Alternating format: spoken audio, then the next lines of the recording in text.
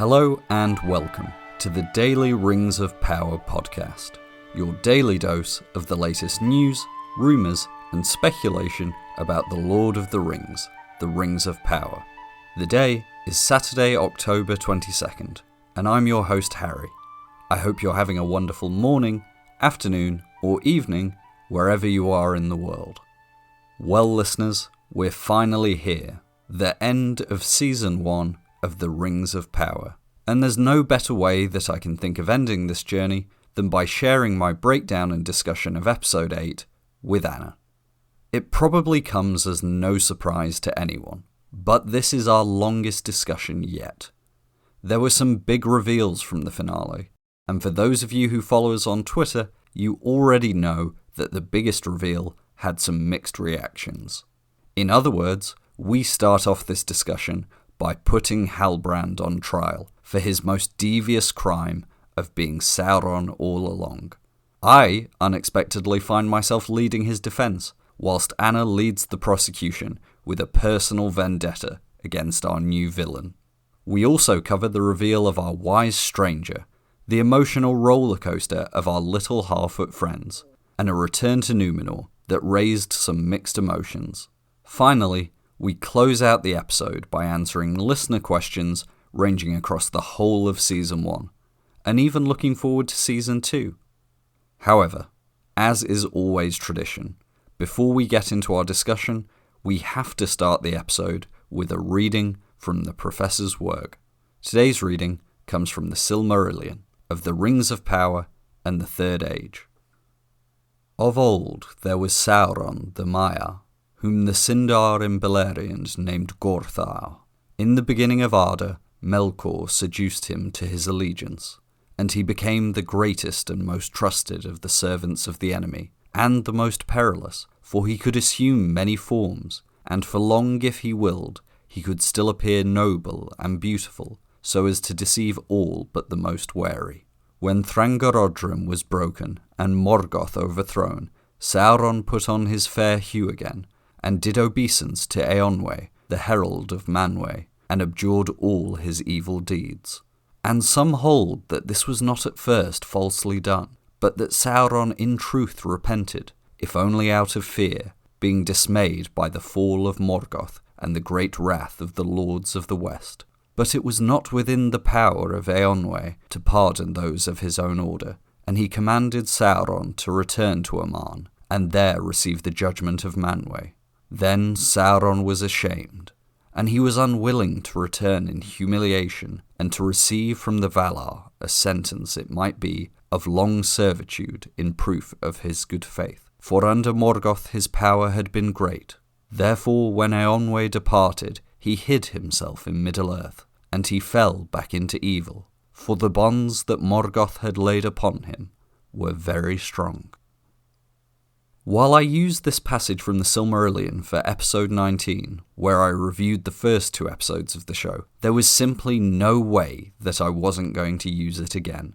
It's impossible to watch this finale and not think of this part of Tolkien's writings where he offered an idea of Sauron's journey before his re-emergence in the Second Age. Did the show effectively capture this idea? Well, there's one way to answer that. Let's get into the discussion with Anna.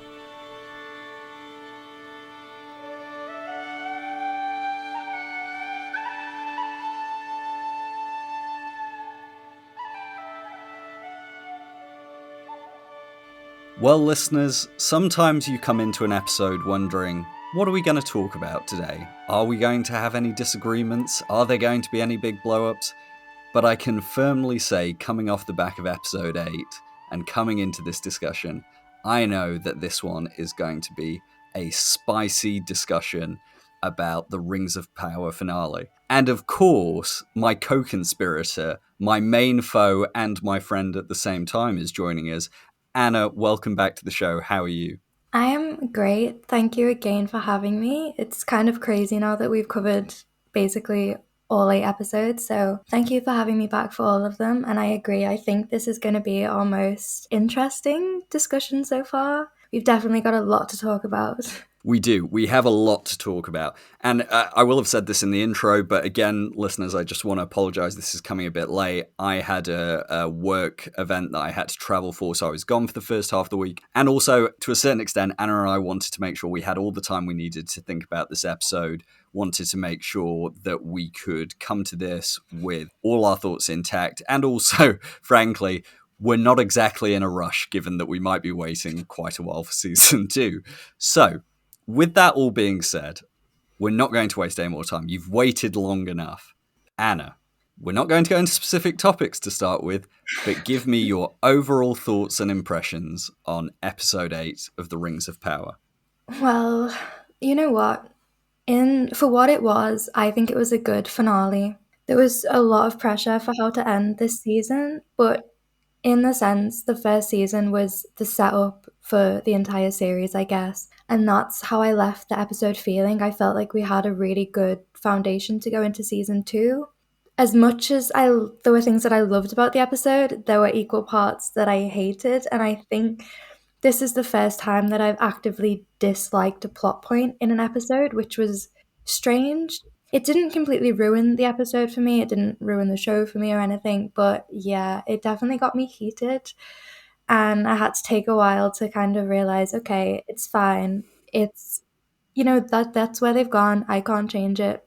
We'll see what happens in season 2. And yeah, I don't know if it was the best place for them to leave the show because of how I came out the episode feeling. But then on the other hand, I know that other people came out the episode feeling like it was a perfect finale. So it's just one of them things where I don't think you can please everybody. And for what it was a good finale. Yeah, I think you've hit the nail on the head perfectly when you say it was never going to please everyone. And I think to that extent that, some things didn't work for you, some things didn't work for me. And what's most interesting for me has been looking on Twitter and seeing the variety of things people liked and didn't like. And for me, in a way, that is a very good sign because that means that overall the episode was good. The overall execution of the episode was good, and people's disagreements and dislikes being so different probably more reflects our own opinions about what we were most excited for in the show, what we were most worried about in the show. And again, it brings back to this idea that a lot of this is subjective, it's opinion. So while we're talking about this, if you're listening and you disagree with us, don't worry, that doesn't affect your opinion. It's just that difference of opinion. Now, as for my overall thoughts, I've talked about this on a couple of Twitter spaces now, and I was lucky enough to guest on the Melonheads review on last Friday. For me, this was a very good episode. I'm not going to go any further and say it was amazing, the perfect finale. I wouldn't have changed a thing. I think a lot of the things I didn't like about the finale were more an overall result of the season's structure over them trying to do a lot in 70 minutes to close everything out. And of course, some of the decisions I didn't like. But one thing I will say, and maybe we can get into this a bit later, is this was an episode for me that most felt like the films. And I'm not someone who thinks the films are the be all and end all. I love the films. But for me, this episode, I couldn't help but watching it at several points and thinking, this feels a lot like Fellowship of the Ring to me, in the sense that we're coming to a stopping point that almost feels unnatural. We're having some big climactic moments, but we're doing so in a way with the view that there is so much more to come on the horizon. And so there was a lot of this episode where I felt, you know what, I understand the way a lot of first-time movie watchers come out of watching The Fellowship of the Ring and go, it ends there? They're just standing on top of the mountain. What's happening? What's happening next? They're miles away from Mordor. I thought we were taking the ring. And I think in the same way, this episode had a little bit of that. But overall, I really liked the episode. I got some stuff that I'd really been looking forward to. And we got some answers to big questions, which was one of my main requirements. I didn't want the mystery boxes to extend into season 2. Now, of course, the main mystery box of season 1 was who is Sauron. Now, long-time listeners of this podcast will know neither myself nor Anna were big fans of the theory that Halbrand was Sauron. Now, some of this was for textual reasons, some of this was personal preference reasons, more so on Anna's side than mine. But we did come into this episode saying, that's not going to be my favorite outcome. Now, we'll talk about the execution, but for those who follow Anna on Twitter, they know you've got a strong opinion on this. They know that you have had strong opinions on Halbrand already, so I'll just turn it over to you. Anna, talk to us about the reveal that Halbrand was Sauron. Okay, so the moment that Galadriel first asked the elf for, the information that she wanted, I said, I shook my head and I was like, no, we're not going there. Like, we're not going there. And this was happening at the same time that we got the red herring for the stranger. So I was like, okay, I could explain this away. They're giving us 2 red herrings and then they're going to reveal Sauron. So I was like, it's fine. Calm down. And then it kept happening and it kept happening. And then it happened. And I had to pause my TV. I was actually angry because I hate that plot line with a burning passion. Whether it's because I already hate Halbrand as a character or the fact that to me it doesn't make sense and it does some of my favorite characters dirty, I don't know. Nothing about it appealed to me, nothing about it landed with me, and it kind of ruined the episode a lot for me. So yeah, wow. Like I said, strong opinions. It really did land with a lot of people, which I was expecting. I know a lot of people did like Halbrand, and I'm glad because the Sauron reveal, like I said about the episode in general, it was never gonna land with everybody. So if you like it, then I'm happy that it resonated with you, but I hate it and I don't think I'll ever like it, no matter how much people try and convince me.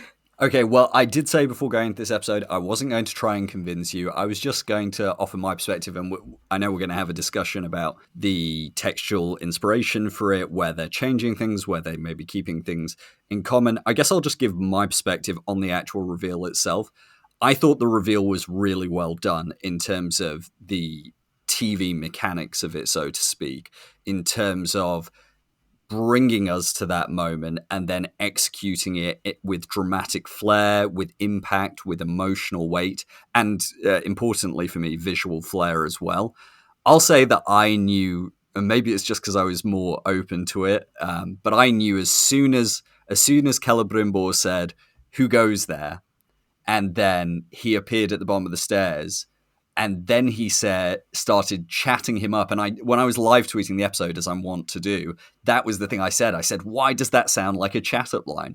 Because if you're going to go the route of someone, charming Celebrimbor, then I'm sorry, I knew at that point. And obviously we'd had a lot of hints throughout the season, but that was the moment where I went, okay, they're doing it. Right. So now I needed to get in the headspace as soon as that happened to be like, let's see how they're going to do it. And like I said, I think they handled the reveal very well. And everyone knows, my opinion on this from the last 7 episodes where we've talked about it. It wasn't my favorite decision they could have done. A, because I wanted to have the original Anatar plotline. B, because I found Halbrand such an interesting character on his own. I was worried that was all then going to disappear because he was going to become Sauron. Now, I have to say that second concern is no longer there for me, because I actually really like the way they have woven in everything we've seen about Halbrand into the textual inspiration of Sauron as someone who fails to repent but does attempt to repent, and who attempts to heal Middle-earth in an incredibly misguided way, and of course unable to set his own ego aside. But it's not going to change my view that I would have liked it to have stuck with the original Anatar plotline. But I think the actual reveal with Galadriel hearing Celebrimbor echoing the words, with then searching the lineage, and then the final showdown, I thought was actually really well done, and I liked it a lot. But I can completely understand where you and others are coming from, that if you didn't like Halbrand as a character already, if you were very keen on the theory that we'd had for a while that Anatar was already in Eregion, then maybe it was just never going to land for you, right? Yes. There's A lot of it does come down to me having too many expectations for what I wanted personally. And when those things weren't met, like, of course, it was going to upset me, but that's down to me. It's not down to the showrunners to, look for every possible thing someone could want and try and deliver on it, because they could never do that. But there's just so many little things about it that come together and just kind of it ruins it for me, Like, to start with, I guess, and this might just be me, I felt like this episode just made Celebrimbor and Galadriel look a bit stupid because them being deceived, in my mind, hadn't been built up enough. Yeah, that's an interesting thought. So I guess breaking it down into the two of them, I actually think Galadriel's deception was fine for me, because I think we almost saw across the whole season how she was willing to do anything to get where she wanted. And in many ways, when you have such tunnel vision, you do blind yourself to things. And I also think, going back to the text, and I know we're probably going to start sparring here over textual inferences, but when Tolkien writes about Galadriel not being deceived by Anatar in Unfinished Tales, Christopher Tolkien in his notes says that no explanation is offered in this rapid outline of why Galadriel scorned Sauron, unless she saw through his disguise, or of why, if she did perceive his true nature, she permitted him to remain in Eregion. Now, obviously, this is the version of the story where Galadriel and Celeborn are rulers in Eregion at first, so they were never going to do that storyline anyway, I don't think.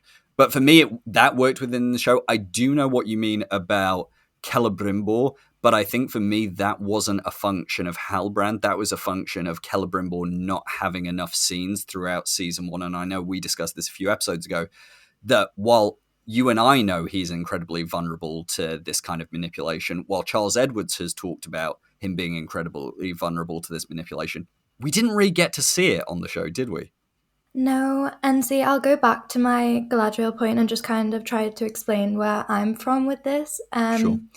So, like you said, Tolkien's words when it comes to this, very vague, and Galadriel could have been deceived by him, but the way they went about it feels like it undoes everything we've been learning about her this season. This season for her has been about trust and learning to fight alongside people, and that's been the epitome of her relationship with Halbrand, with Elendil, with Miriel, and it's going to carry on with Elendil and Miriel maybe in the future, but to have this all undone because Halbrand is Sauron, I don't think it was done in a way that makes sense plot-wise, because there being no king of the Southlands, and to just have Galadriel blindly believe that there is, felt a bit reductive to me. And that might just be, they needed a way to explain it. They needed a way to get Galadriel and Halbrand on the same team. Fair enough.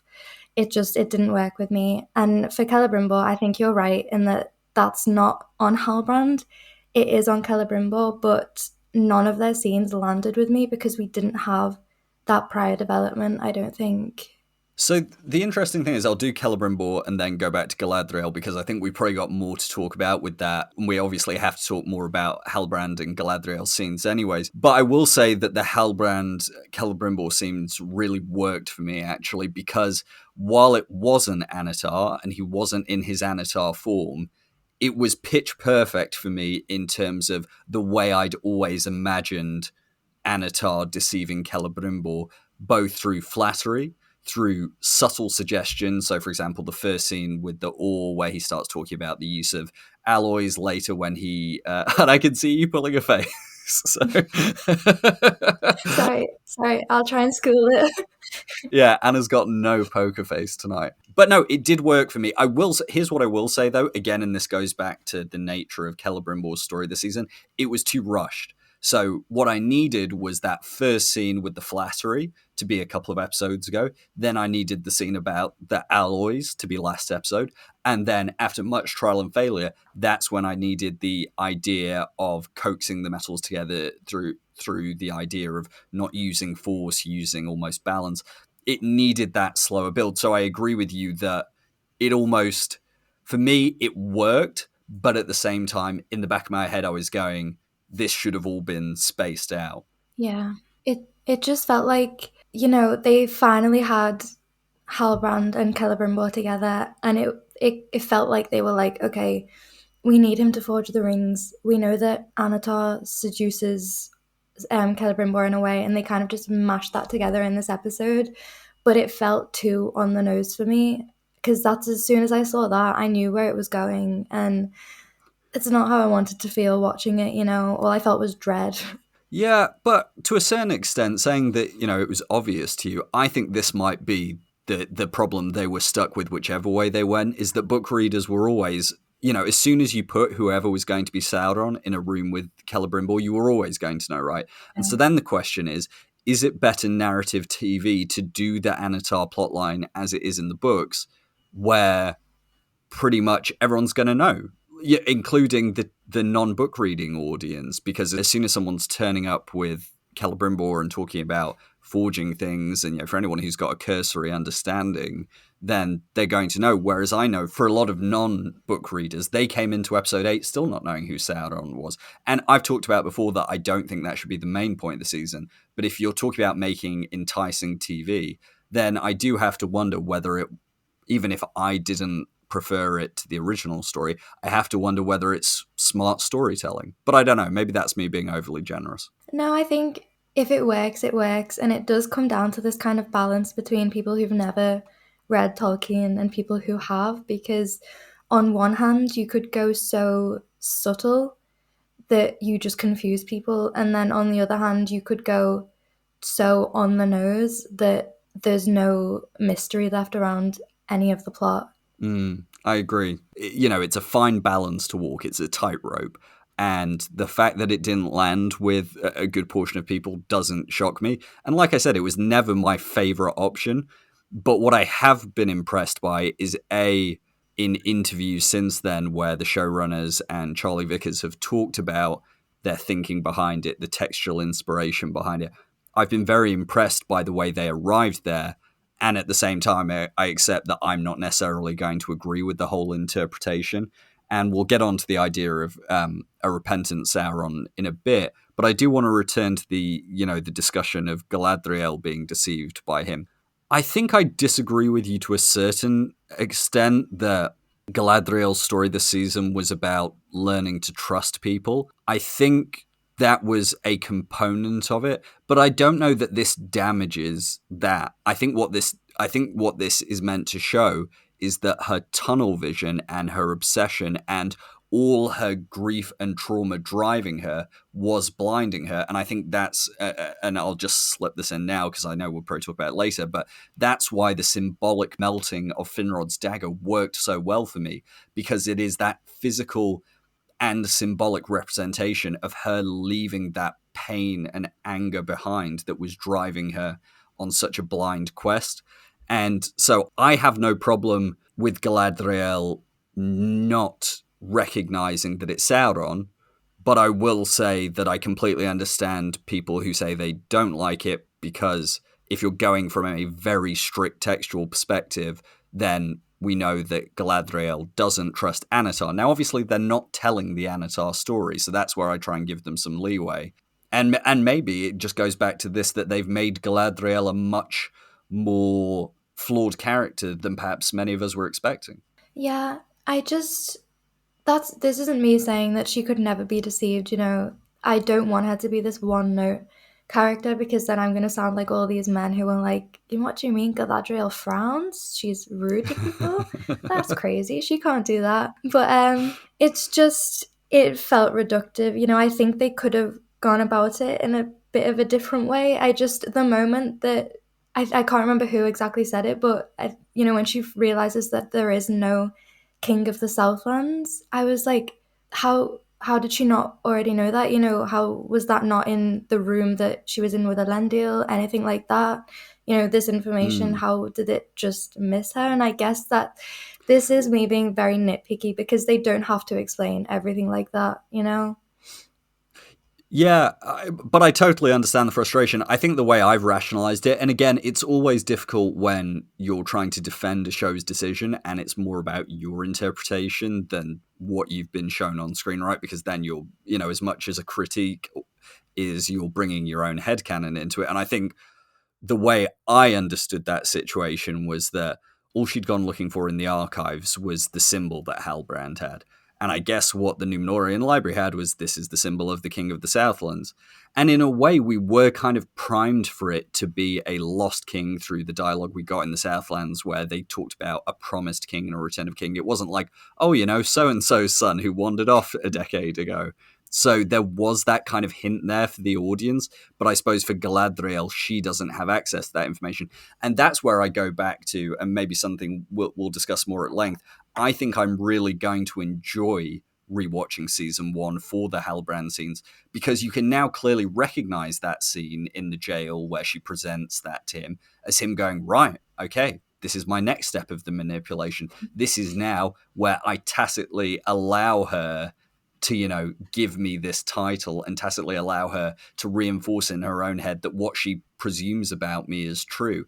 And one of the things that I think I've been most bothered by, and I'm not saying this about you, I'm just saying this about some of the critiques I've seen online, is people acting like we're meant to believe everything Halbrand Sauron said this episode. And that's one of the things that's really bothered me, because people have been like, oh, but he's talking about Galadriel being his queen, and he's talking about binding himself to the light. And it's like, just because a bad person is making a convincing argument does not mean you should believe the convincing argument. And so that's why I think I'm really excited to rewatch season 1, is because you get to then look at every single piece of dialogue and say, okay, is that genuine or is that a manipulation? And so I do like that aspect of it. Yeah, half of me is excited to rewatch it and half of me is nervous, because I know on my rewatch the most important thing for me is going to be kind of taking a step back from everything I think and everything I feel about Halbrand and just giving it a proper chance.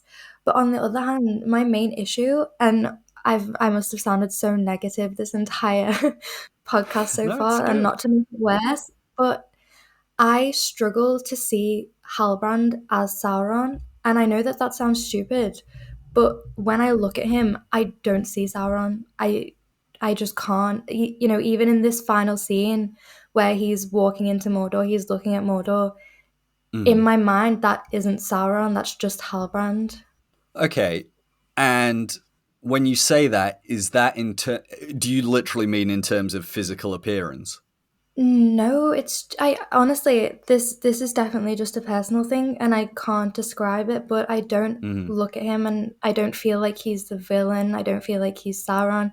And this isn't a slight on Charlie Vickers, because I have been watching, some of the interviews that you talked about, and Mm. it is amazing how well he understands Sauron and how he, threaded that into his character, but something in my mind just kind of blocks me from seeing him as Sauron. Yeah, I get that. And it's the same way that we all have, right, with certain castings, where it's just like sometimes you have such an idea in your head, right, of what you would expect a character to look like, that it just doesn't work for you. And I know a lot of people went through that with Celebrimbor. Now, I might disagree with them quite fervently, Yeah. but I also have to respect the fact that for a lot of people, they cannot look at, and we had the same with Robert Aramayo as Elrond, just from a visual perspective.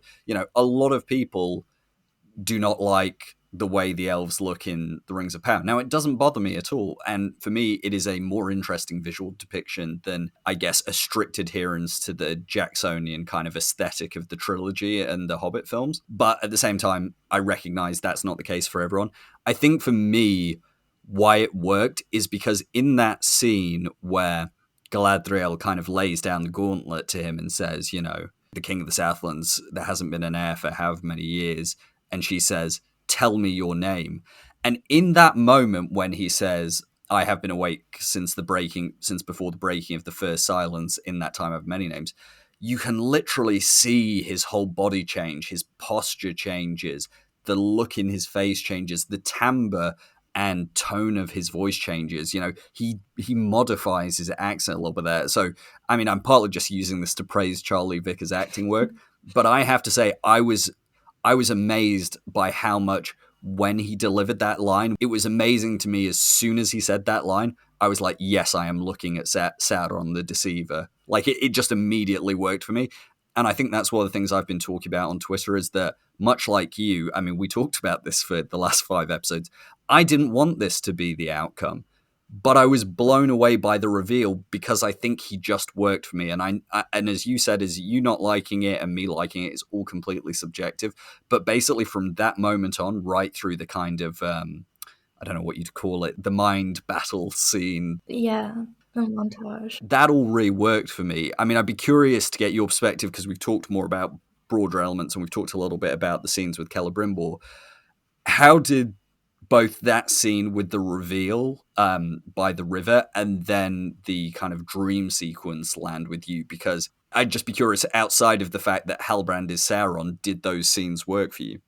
I think when I was watching the reveal scene, I was too like I said before, I was filled with dread because I knew what was about to happen and that like my worst possible theory was about to come true. You saw So that was red kind of and that was taking it. up I did.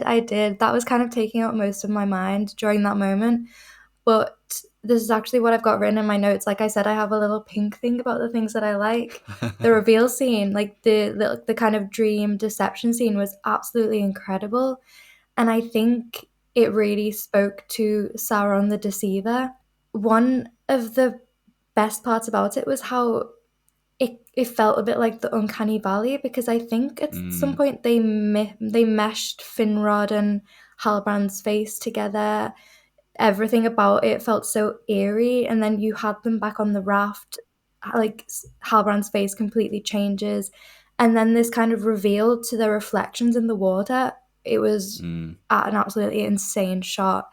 It was like, even, and this is coming from me, the biggest hater of this theory, that scene was just incredible. I don't think I have a bad word to say about it. Yeah, agreed. That moment where the camera pushes in, spins, and then turns upside down. Yeah, I mean, so I'm good. not joking when I say that now for me sits alongside the greatest shots in the trilogy, in the Peter Jackson trilogy. It's just one of those moments where you go, yes, this is what the visual medium was made for, because you Yeah, can't write a scene in a book like that and have it feel the same way. I agree with you though about the whole kind of uncanny valley Finrod.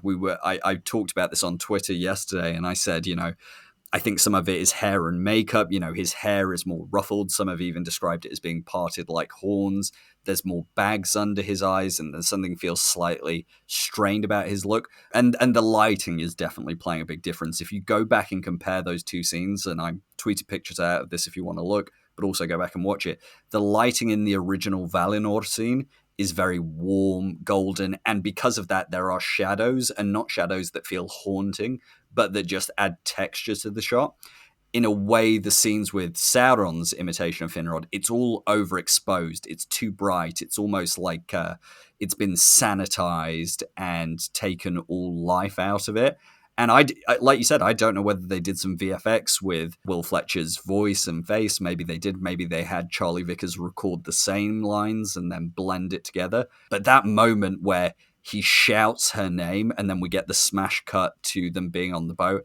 Oh my yeah. God, that was so impactful. What I loved about that scene is that it really took me back to one of the previous episodes, and I can't remember exactly what he said, but it was when Galadriel was trying to figure out how to get through to Miriel, and Halbrand gives her some advice, something about finding out what people are afraid of, what people are, something like that.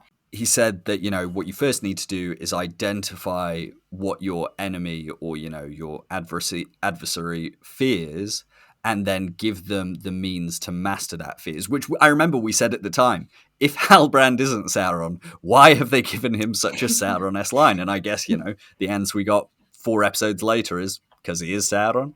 Yes, and that's what that scene kind of made me think about because Galadriel and Halbrand, we've seen their relationship kind of build up, and a lot of that was from Galadriel talking about her brother and Sauron, and for him to use Finrod against her felt kind of like that culminating, which I really liked. Yeah, and I think it blended well with everything else we'd seen in that episode of Galadriel being so almost drained by this quest she's been on. That scene where she reunites with Elrond. It's a very happy scene at the start of the episode when they have that reunion. But at the same time, you can almost see, and it's not just the physical weight of the armor on her, you can almost see that she is just feeling like the whole of Middle Earth is weighing on her shoulders. And she hasn't lost her resolve, but she clearly feels like she has just been fighting, as Galadriel later calls it in the trilogy, the long defeat. And so it's very interesting to me the way they had Sauron manipulate her, both from an emotional perspective with Finrod, but then also through a temptation perspective with this idea of co-ruling. And I think we should say here, and reference Charlie Vickers' interview about this. And before I say this, this is absolutely not a shot at any Haladriel shippers. You are more than welcome to do that. Shipping is good fun. Do it whenever you want. It doesn't bother either of us. But it was great to hear Charlie Vickers say that for Sauron, and for both of them really, any attraction between them is cosmic in nature. And the fact that Sauron makes this offer to her is not because he wants a queen or because he truly loves or admires Galadriel. It's because he sees her in that moment as the quickest and best route to him gaining ultimate power. That's why he suggests making 2 rings. It's not because he thinks that Galadriel's his equal. It's because he thinks, actually, this is my my most direct path. And I think what's interesting is, and this is again my problem with them fitting it all into one episode, because I think one of the most interesting things is you can see this episode split into 2 halves. You can see that when he first walks into Celebrimbor's workshop, it's that predatory vision. He sees him, he latches onto him, and he goes, right, I haven't been that successful with Galadriel so far. Yes, she's my ally. Yes, she's been fighting together. But what am I going to do beyond that? And so he sees Celebrimbor and he's like, right, that's my target. And then when Galadriel discovers him, he makes, for me, what's most interesting about it, everyone seems to think this is all some long-term plan right from the raft. But I actually think that's Sauron in desperation mode. He may not be showing it, but he's going, bloody hell, I've just been found out. What can I do? Sorry, I tried to keep it PG-13. That's why I said bloody hell. Bloody hell. That's him sitting there going, well, I've been found out. Okay, last resort. Let's see if we can win her to my side. Let's see if she has got more of that Noldorin arrogance than she does of her, kind of House of Finarfin goodness. And so I really like that idea that Sauron is an opportunist as much as he is some kind of devil planning thousands of years in the making. Yeah. And not to sound like you here, but one of the aspects of his proposal that I really enjoyed was that it ties into what we know about her character from what Tolkien has told us. I think one of the reasons she wanted to come to Middle-earth in the first place was so she could have her own lands to rule. And that it spoke to that through his proposal, the temptation. Yeah, absolutely. I mean, for those who haven't read the Silmarillion, the show kind of went around this because they didn't have time to explain the whole story of the Silmarils and the exile of the Noldor. But during the exile of the Noldor, which is when a bunch of elves left Valinor in the First Age, the leader of these elves was called Feanor, who you've heard referenced in the show multiple times, and he crafted the Silmarils, and after his father was killed by Morgoth, and Morgoth stole the Silmarils, Feanor wants to lead the Noldor into exile to Middle-earth to go and fight and kill Morgoth, and really it's about the Silmarils, because Feanor's a bad guy, and I'm sorry to any Feanor stands in the listeners, but it's not about his dad. He doesn't even mention his dad in the Oath, so there we go. But back on track, what Tolkien says of Galadriel in that chapter of the Silmarillion is that she too wanted to leave, but she wasn't moved by Feanor's words. She wanted realms of her own to rule. She saw the wide and unguarded lands of Middle-earth as an opportunity to, almost improve her own greatness. And that's why I've been saying since episode 1, this idea that Galadriel isn't arrogant or isn't proud or isn't ambitious it's just not true. There is so much textual basis for Galadriel having those characteristics. So I agree with you. I think the fact that he tempts her with power and then that later mirroring, sorry, this is going to be a bit literal, but that later mirroring in the chapter The Mirror of Galadriel, it works for me because it's like, yes, of course, her test is two sides. On the one side is her seeking ultimate power, and on the other is her defending Middle-earth against Sauron. So it works for me. You know what, can I just say, I haven't actually had a chance to talk about the things that I do like about the Halbrand thing. And talking about it is actually quite relaxing. I can feel the anger kind of like ebbing away slowly. I'm such a therapist. People have described this podcast as like therapy for them after they watch the show, and now you're having therapy as well. But it's therapy directed at easing that Halbrand hate. Yeah, look what happens when you can have healthy discussions. I know, not on Twitter you can't, so that's why we do it on a podcast. But Yeah. let's talk about some of because we've been talking about Halbrand 40 minutes, and there's a couple more elements I want to talk about, and we can also now transition into talking about the wider Rings plot. But I do just want to touch on this idea, and for those of you who've watched the interviews with Charlie Vickers, you'll know this. But for people who just haven't had the chance or don't know Tolkien's wider writings inside out, I want to read to you from letter 153. So this is his letter to Peter Hastings, and you can find these letters in collections, or some of them are available online. And so this is the section of the letter where he talks about Sauron. And so he says, quote, Sauron was of course not evil in origin. He was a spirit corrupted by the prime Dark Lord, the prime subcreative rebel Morgoth. He was given an opportunity of repentance when Morgoth was overcome, but could not face the humiliation of recantation and suing for pardon, and so his temporary turn to good and benevolence ended in a greater relapse until he became the main representative of evil of later ages. And here's the really important part.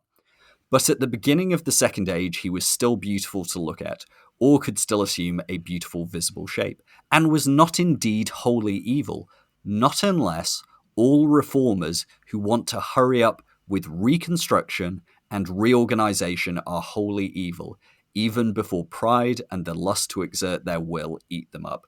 And it's that last line that's so important, right? And Sauron basically references that in this episode where he says he wants to heal Middle-earth, but his idea of healing is perfect order, an order through his rule. Now, the problem I have with this, and I mentioned this a few episodes ago, and why I wasn't sure that they could pull off the repentant Sauron, is because when you shrink the timeline, that's where I then have to accept that we are closer to Sauron being in a repentant state than he would be at this point in the story of the Second Age from the books.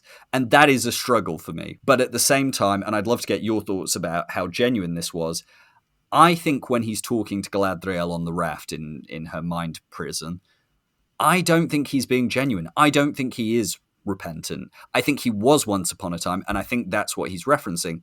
But I think ever since that first scene we've seen him, I don't think he's in his repentant arc anymore. I think he's on his downward slope again, looking for his way back to power. I agree with you.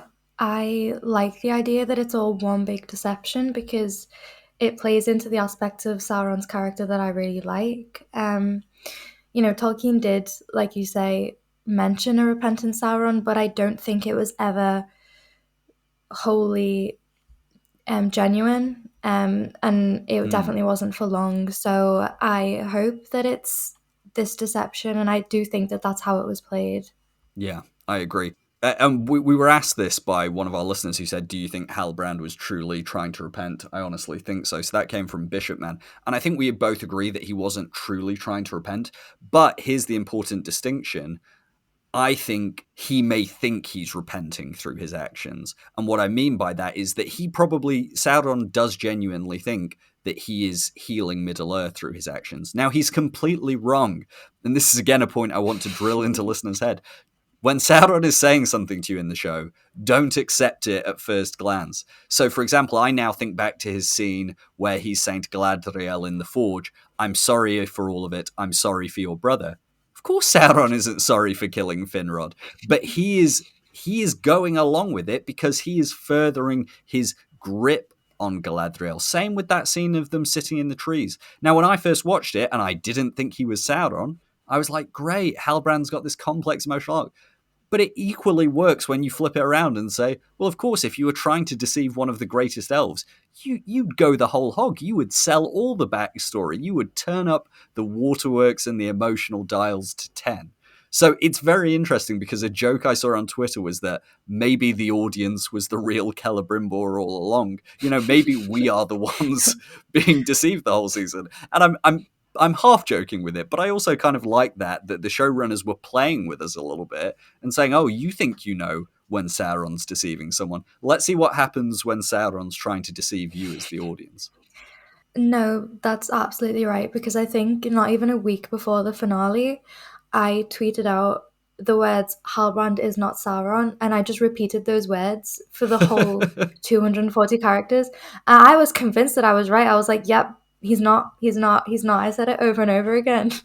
Yeah. Less than a week later, I couldn't even go on Twitter because I was that mad.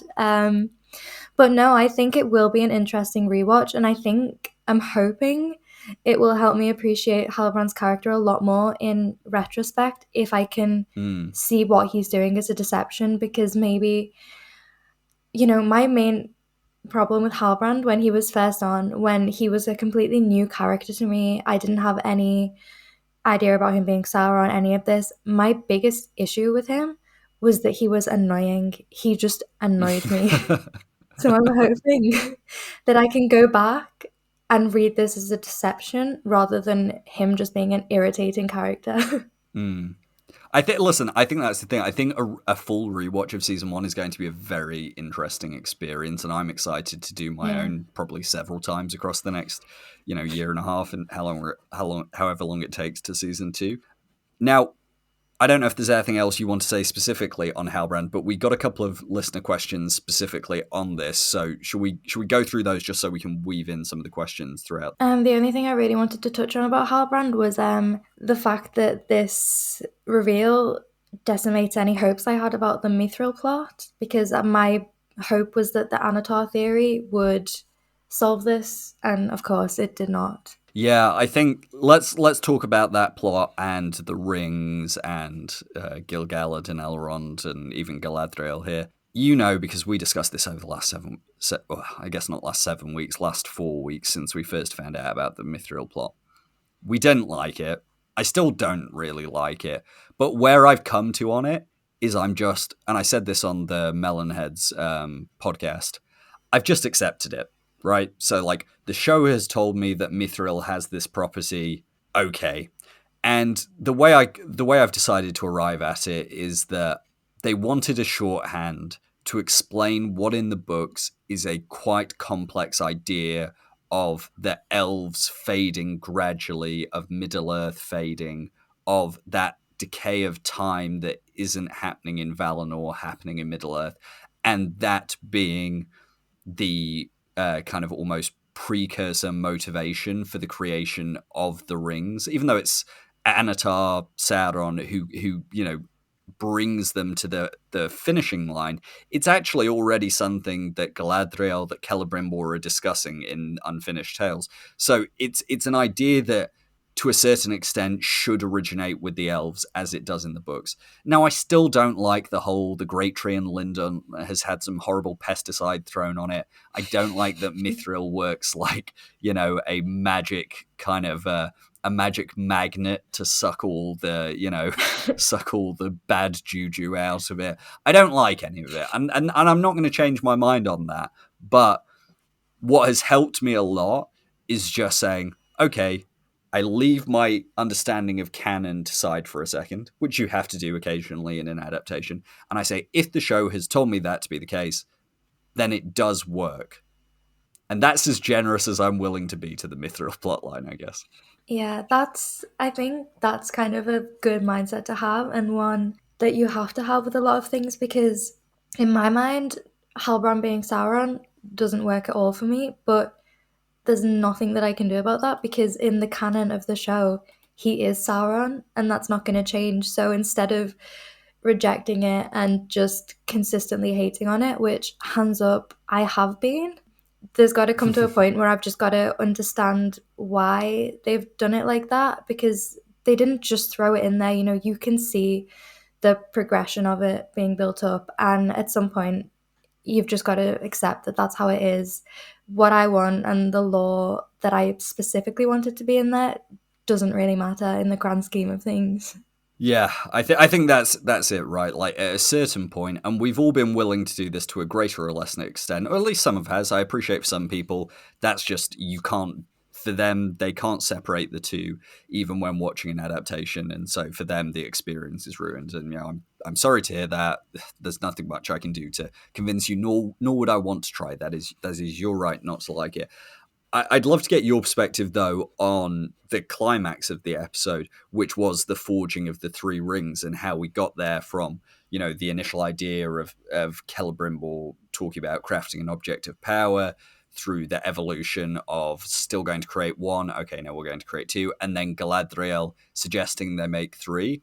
I have to say, I really like how the sequence of the three rings turned out, but I'd love to get your perspective. I love the sequence in general, just from a visual perspective. I thought it was Mm, really well done. You know, the mastery of the rings is quite a hard thing to imagine, and I think mm. they put that onto TV really well. How we got there, I wasn't a huge fan of. It's like it comes back to my whole thing with the Celebrimbor plotline, with the it shouldn't have all happened in one episode. You know, it feels like we had more time spent on the forge being built than we did on the rings being built. And Mm. I get it from a time perspective because, you know, it's a TV show called The Rings of Power. You can't exactly finish the first season without any of the Rings of Power, but it felt too much in one episode to me. I think it could have been spread out a lot more. Like the idea Yeah. of the rings, the problem when it came to making them and how they got there, it shouldn't have all happened in one episode. Yeah, I agree, and I think this is one of those things. And for me, it goes back to, actually no. First, let me say the crafting of the rings was incredible to me, from the visual of the actual casting of the metal, and I liked that there was a fair bit of realistic smithing in there. So, for those who were maybe less familiar, when you're making something like jewelry, you don't. It's not like people think of blacksmithing where you just shove a big piece of metal and you start hammering it, and which is why I always find artist depictions of Celebrimbor being some super buff guy smashing pieces of metal. It's like that's not really how smithing or crafting works.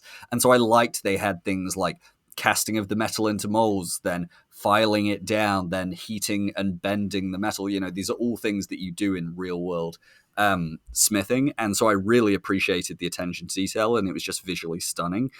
But I will say that I agree with you, and here's where I think it comes from, because we discussed this a little bit earlier in the season when I was talking about how disappointed I was about my boy Celebrimbor getting so, kind of shafted and getting such little Yeah. screen time.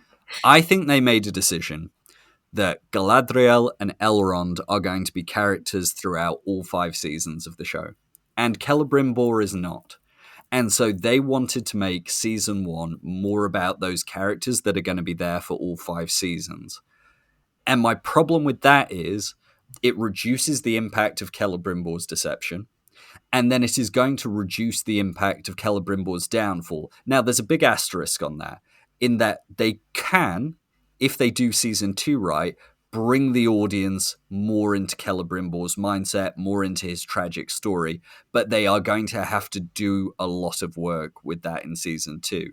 Now, maybe they've just decided they don't want to do that. Maybe they've decided that Celebrimbor is not one of their main characters. I think that's a mistake, and I would hate if they went that route. But I think a lot of this goes back to the reason they didn't do the Anatar plotline, apart from obvious rights issues, is that they wanted Galadriel, Elrond, Sauron to be three of the biggest characters in the first season, because we know they're going to go all the way through to end of season 5.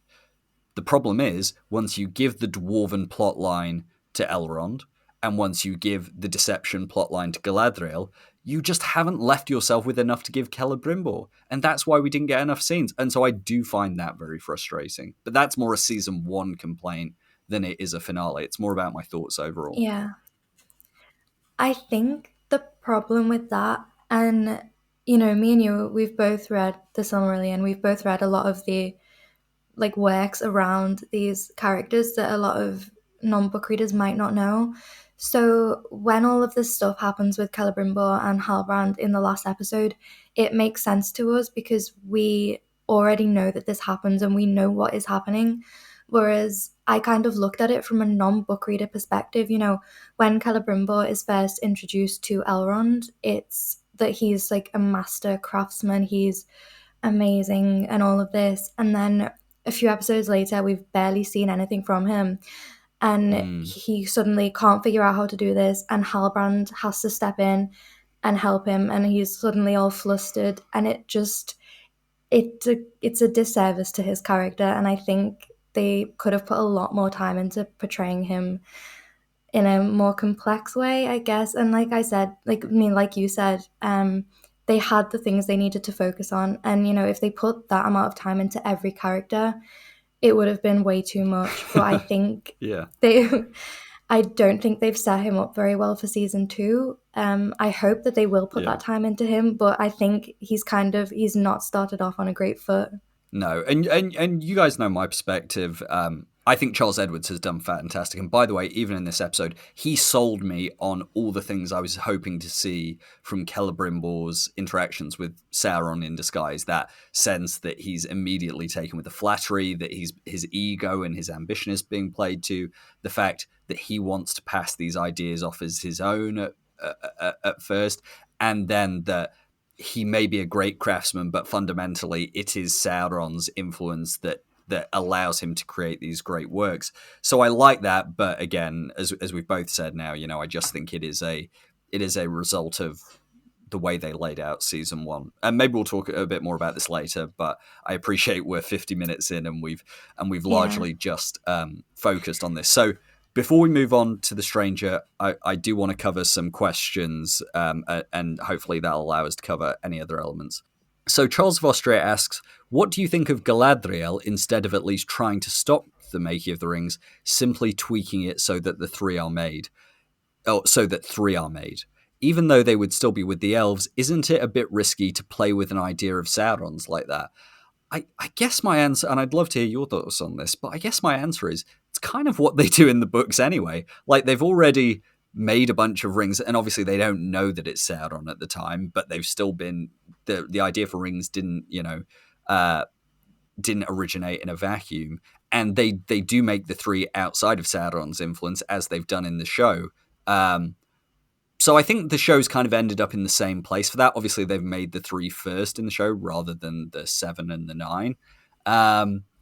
But for me, I think it ends up in the same point. So the fact that Galadriel's the one who says it, I mean, we don't know in the books anyway why Celebrimbor makes 3 for the elves. We literally have no explanation for it.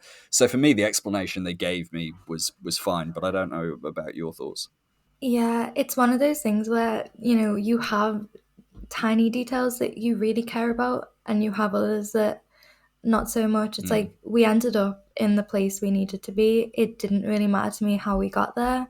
And when I watched that scene anyway, I think I might have told you about this. I can't remember if you were the person I told. I had a completely different idea of what was going on the first time I watched that. I was very far off, and I had to actually skip back about 5 minutes because I had just had the complete wrong idea of what was happening. Yeah. Oh well, it's fine. You know, you're allowed one big confusion point. I mean, do you want to share with the audience, or? Yeah. So, I had, you know, you say I'm allowed one big confusion point. Would you mean a few episodes ago we talked about how I thought the orcs were turning into humans when they died? This time around, my little hiccup was that I thought that Halbrand had actually shapeshifted into Galadriel to forge the rings because of the look she shares with Elrond. I was like, whoa, weird path, but I'll accept it. 2 minutes on, I was like, that's not what happened. That's literally just Galadriel. I had to skip back a few minutes and just rewatch it with this newfound knowledge that I'm an idiot. So I'll tell you a funny story, and I haven't. This is the first time you're hearing this. I haven't even messaged you on Twitter to tell you about this. I was rewatching the episode with my family, who were watching it for the first time last night, and we got to the scene where Elrond's run back up the stairs and he sees Galadriel smiling, and my mum said, "Sauron's turned into Galadriel." So it turns out And I just turned across and went, no, that's not what's happening. But as soon as she said that, I thought, oh my God, there's two of them. But I'm sure you weren't alone. I'm sure other people out there had that moment of confusion. But it just shows you can be a book reader, you can Yeah. be a non-book reader, and you can have wild theories pop into your head at a certain moment. Yeah, So you don't can worry. still be stupid. Yeah, I think it's also the fact that her, like, the scroll she was reading from was in the river. I was like, oh my God, he's drowned her. My mind was just running at like You 5,000 were miles an hour. blind. Of course, yeah.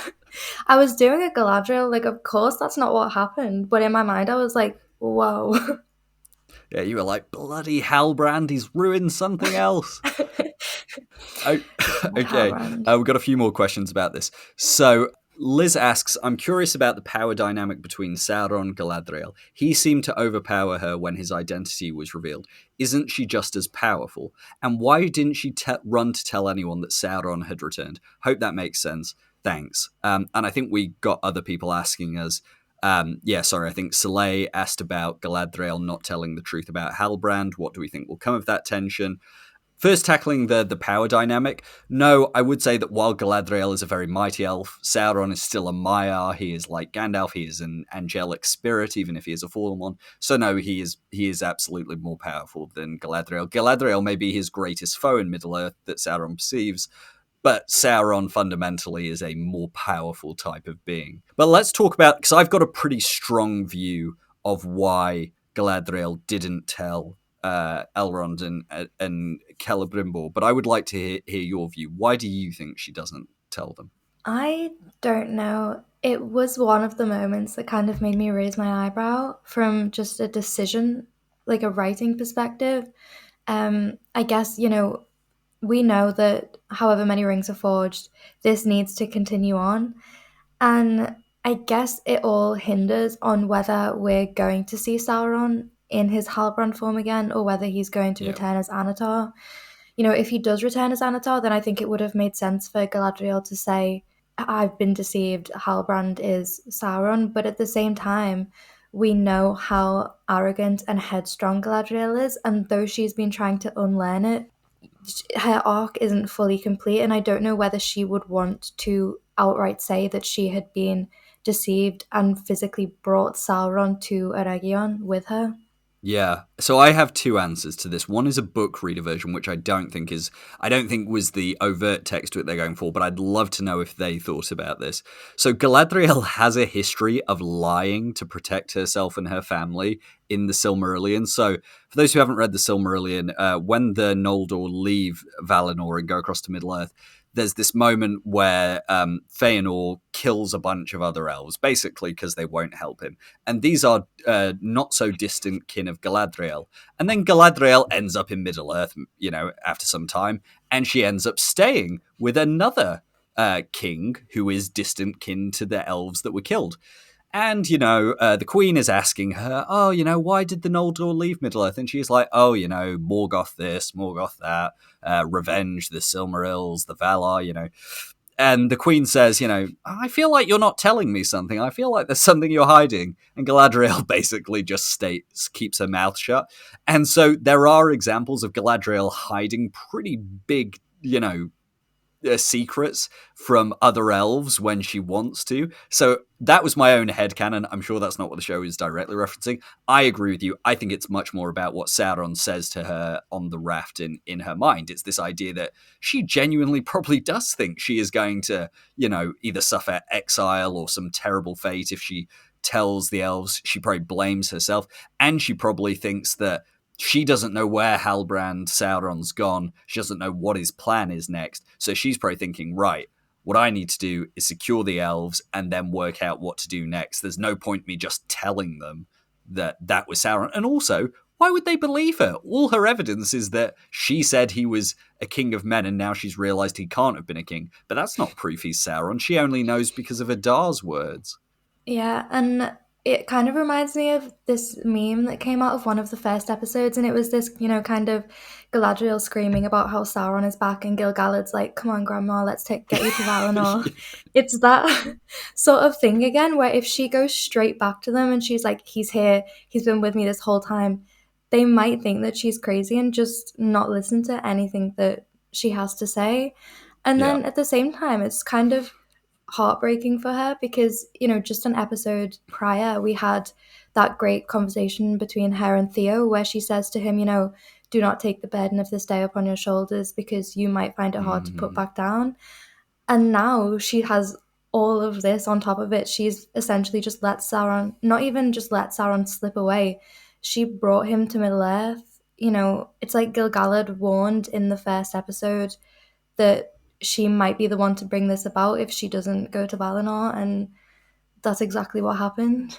Yeah, and you know what? It kind of brings me on to something I don't want to spend a lot of time on, but listen, maybe we can talk about this at the end where we talk about the season overall, but I haven't been a fan of the way they've portrayed Gil-galad. I know I've said before that I don't dislike it, but I'm also, after now finishing the season, I'm in a position where I'm like, I neither like it or dislike it. I just haven't been given enough with Gil-galad, and I haven't been given enough to form an opinion. But one thing I will say is there is now a theme both between him and the elder Durin, King Durin, that frankly, they may both be acting in a bit of a rude and slightly condescending manner, but they're both fundamentally right. They're both right.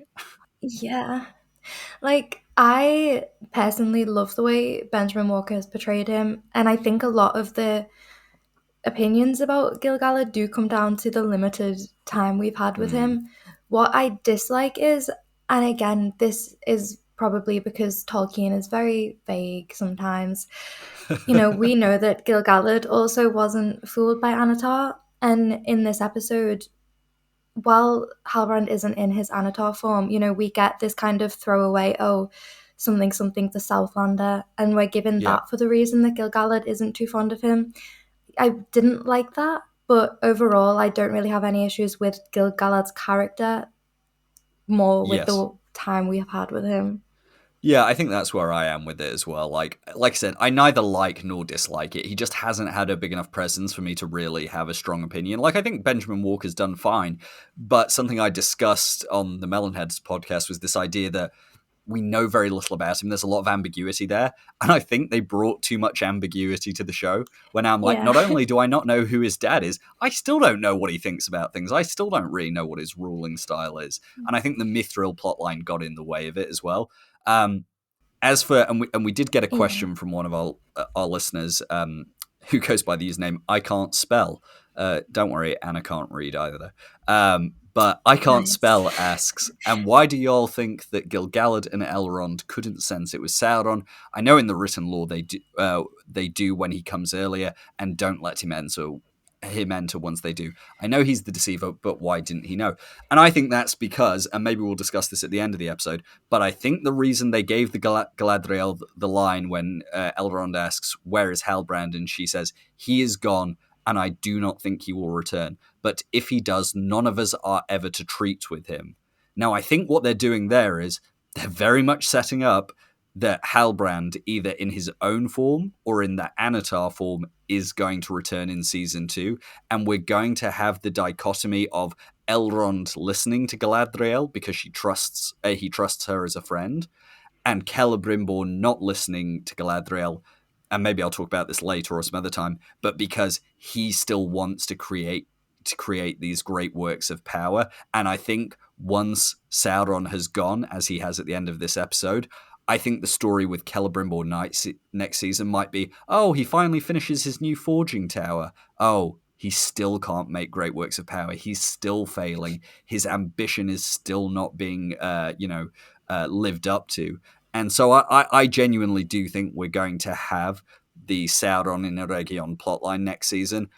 Whether they do it as Anatar, again, that could be a rights issue, or it could just be they don't want to do it. But I don't know what you think about that. Yeah, I think the easy way to explain away Galadriel being deceived and Gil-galad being deceived and Elrond being deceived, you can just say he's not in his Anatar form.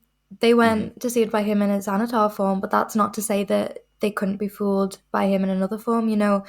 While you might be distrustful of this suave, seductive elf, this dirty kind of common man, maybe, sorry, not to, that wasn't even supposed to be an insult. I know what you were saying. It was just the tone. It's just the tone. Yeah. Sorry, I'll try and school that now. So yeah, might be another angle they went to. It's a different form, and that might be why. I do hope, I've said this for ages. I love the Anatar plotline, and that was why I was hoping for the Anatar in Eregion to be the big reveal.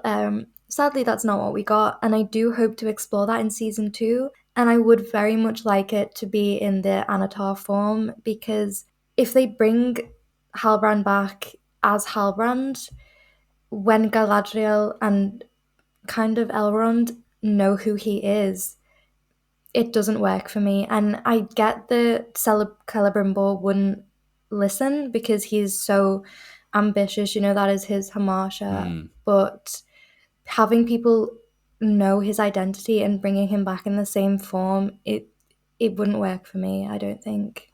Yeah, I'm kind of, and this goes to a question we were asked by Hocus Pocus, who, and I never know at the moment whether these are people's real usernames or because it's October and Halloween, people are using spooky usernames. So listen, if that's not I your need to real think of a spooky username, username. Anna, I don't Sorry, care. I'll think of it Halloween is later, the not the worst. time. Halloween is the worst holiday of the year anyway, so I don't care. What? Halloween's the best holiday. No, it's not. It's terrible. Actually, no, It's Easter's the worst holiday now that I think about it. Halloween's a close second. Easter is quite... No, because you get loads of chocolate. Oh, sorry, we're getting off topic. We're getting so off Let's topic. just agree. Anyway. Yeah, we are.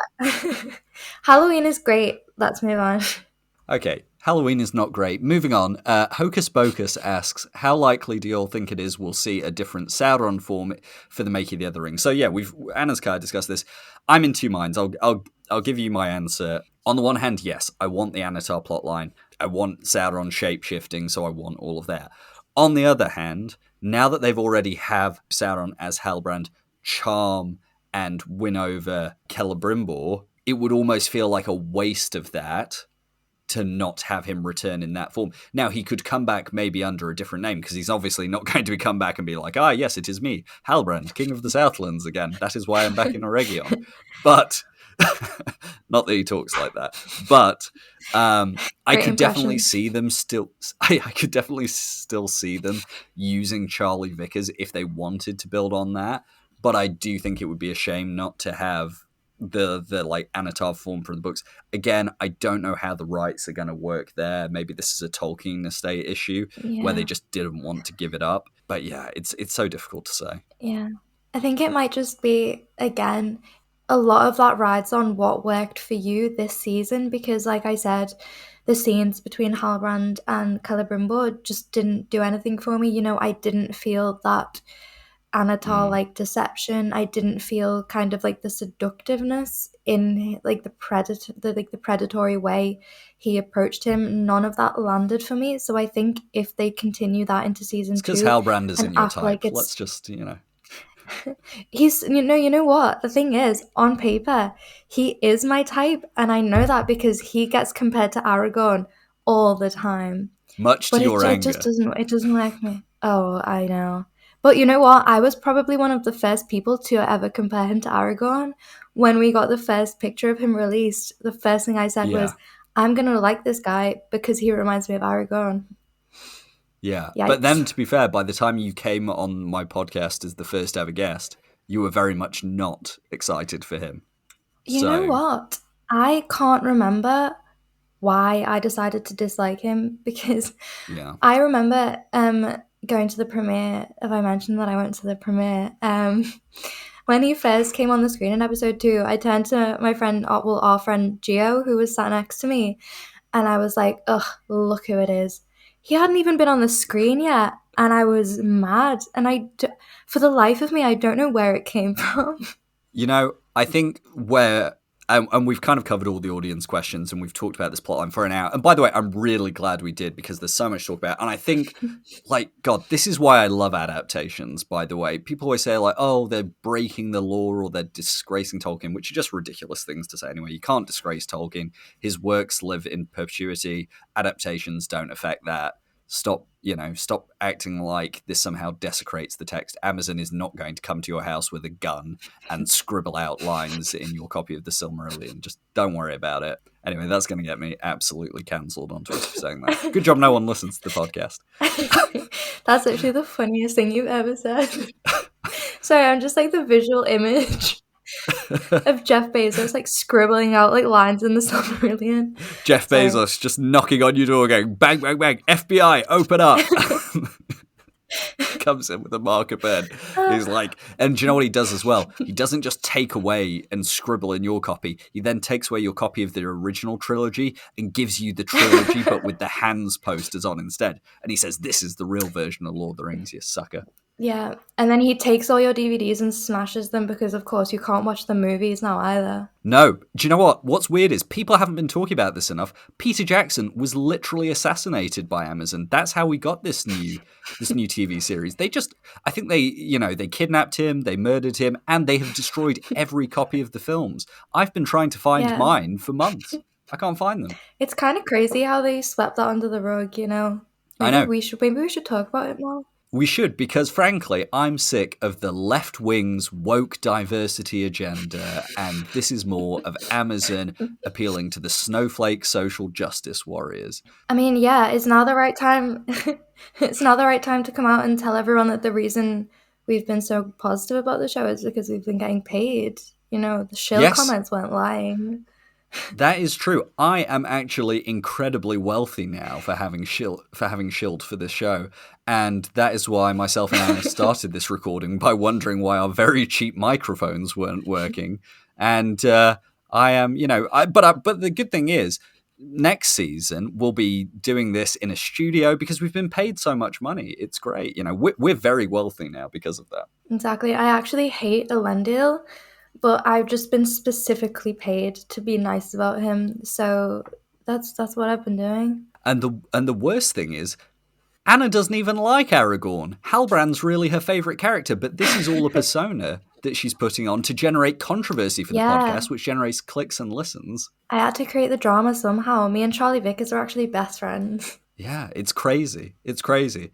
Anyway, for anyone who doesn't understand the concept of sarcasm, nothing we said in the last 2 minutes was true, except for Amazon are going to raid your house. That is actually going to happen, so sorry about that. But what I was trying to say at the start of all this was that that's what I love about adaptations, that they get you to think about the original text in new and interesting ways, and they make you think about your own perceptions and your own interpretations.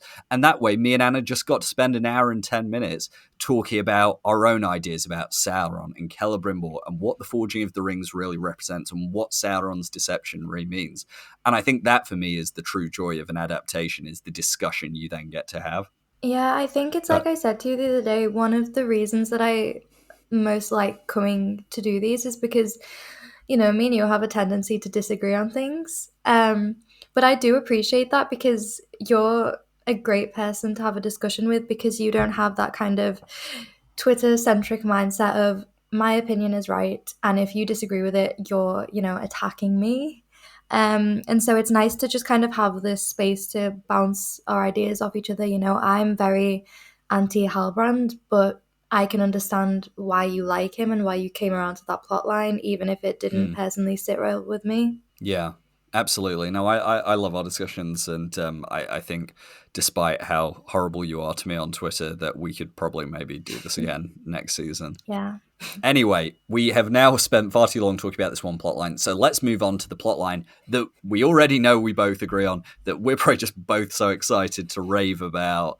The Stranger, the Harfoots, the Mystics, from the opening scene where the main mystic, the Dweller, played by Bridie Sisson, reveals herself, having disguised herself as Nori, right through to the farewell scene of the Harfoots and Nori and Poppy, and the Stranger and Nori walking off into the distance.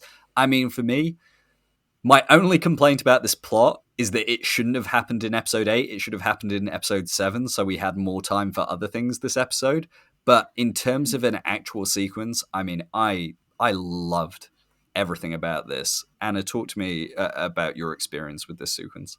So I'm like you, where I have very minimal criticism about this, but I'm just going to start with the criticism just to kind of get it out of the way. Main one, we didn't see any Ents, and if we did, wasn't very pronounced. And I know we weren't promised Ents with Harfoots, but that's what the trailers kind of gave us. That was the expectation we were working with. And so when we didn't get them, at all. Kind of disappointing. Not really a proper criticism. So The only you really thought we might be getting Ents this episode? yes. Oh well, it's nice Call, that some call of me us still have optimistic. dreams. I'm sorry. And my only other it's not really a criticism. It kind of took me out of the thing for a moment. So we know this kind of semi-reveal we get to do with the stranger. Is he Gandalf? Is he not? Yeah. He certainly talks like Gandalf. He says the same things as Gandalf. I know that we get this moment of the mystics kind of lifting this frog from his mind, but I don't like the way he went from this kind of broken, only being able to get a few words in, to this suddenly he's got this very posh English accent and he can talk very eloquently. I think that gap wasn't bridged well enough, so it kind of felt really jarring to me. But yeah, I think that's a very minimal criticism that I have. I mean, for me, like, I think I just went along with the whole, the fog has been lifted from, the veil has been lifted from his mind, so, like, that makes sense for me. Again, like, I'm still not entirely clear, and I'm sure we're not meant to understand at this point. I know it is obviously part of a multi-season arc for us to find out what exactly he's doing here in the first place, why he was sent, and obviously we know to an extent why the Astari are sent. It's to combat Sauron's rise in the second and third age. But do you know what? I have to say the reason I probably didn't mind it is because what weirdly got me most emotional, apart from Nori's farewell scene, was just that first scene of them sitting by the tree talking and having a conversation. And I don't know why it hit me so much. And I think it was this idea that two people who have so desperately been trying to communicate with each other all season finally can have a very heartfelt conversation about each other.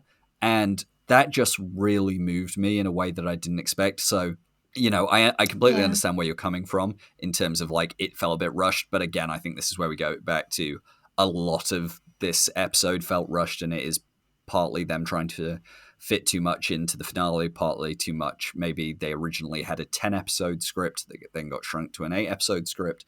But we do need to talk about it because we've just kind of skipped over it and gone, yeah, it was great. I loved it. No real complaints. But let's talk about a couple of the elements. I think let's first talk about this idea of who he is. So Snorting Horses just said Gandalf ?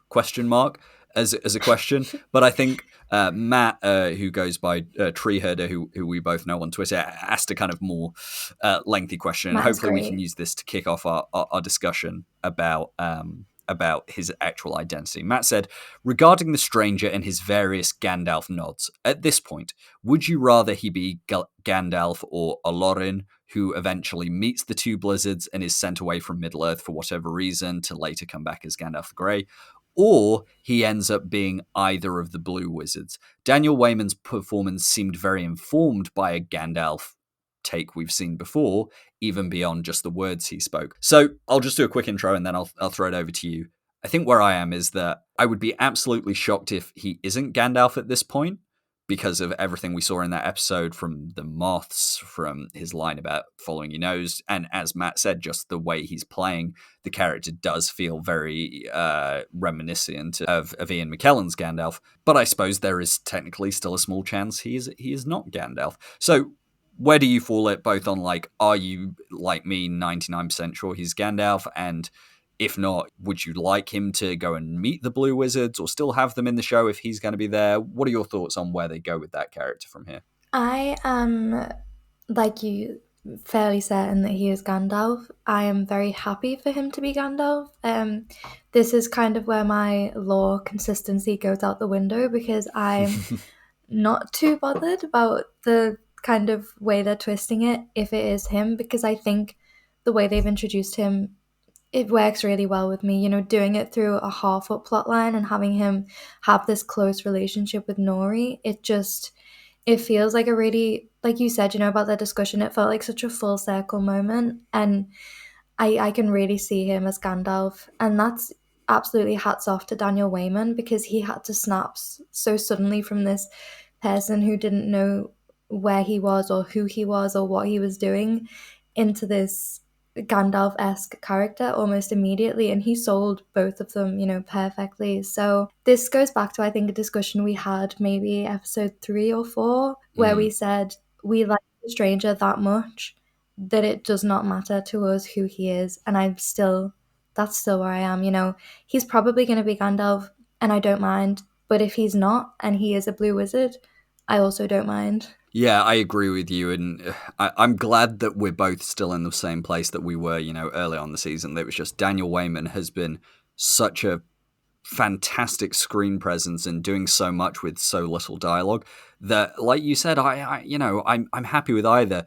And I would say for anyone who isn't necessarily convinced of the idea of him being Gandalf having symbolic reverence, when I did an episode on the Harfoots before the season aired with both of our good friend Kylie on Twitter, myself and Kylie talked about this idea that there is a poetic rhyming to it of Gandalf being saved by predecessors to the hobbits, him later coming to trust the hobbits, that whole kind of symbolic rhyming nature of it, I think is really nice.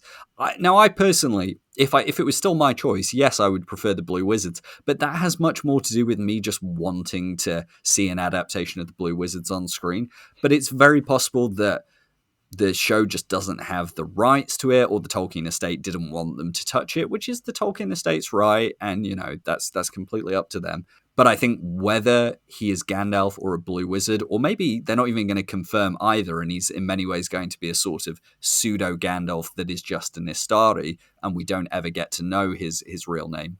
I think one of the things that it will do is it will fulfill the same function of the Blue Wizard's plot of an Istari going into the East to combat the rise of Sauron. It will allow the show to give us that insight into Rune and the rest of the East of Middle-earth, and that I'm perfectly happy with it, and I'm excited to see. Yeah, I think I enjoy the way his whole storyline was handled in general. I don't have many issues with it. I really, from maybe the second or third episode, I knew that he wasn't going to be bad, and I knew that the Sauron theory was very unlikely, but I still really loved the angle they went through with the mystics. They were all convinced that he was Sauron, and that's why they were, pursuing him. And it was really interesting to see him kind of have to step into the role. Well, I wasn't too. It's strange because two of my favorite line of the episode and my least favorite line of the episode were both in the Harfoot storyline. I absolutely hated when he stood up and said, "I'm good." I think it could have worked if he just said "good," because he's kind of been communicating in one or two words and this kind of broken speech. If he had stood up and said "good" because that was the word he understood, that would have landed with me. But the "I'm good," it felt a bit childish, you know? No, I'm afraid this might be another area where we disagree. I mean, I was entranced from the moment where the mystics corner Nori and then the wind picks up and McCreary's Wise One theme starts to play, but in a much more kind of elevated, intense tone. And then we see the stranger's feet. And then he kind of gets defeated by the mystics at first. And then the Dweller is about to kill them all with fire. And he rises and they suddenly realize that he's not who they think he is. And what I liked was that they had him deliver the line of, from shadow you came, to the shadow I bid you return.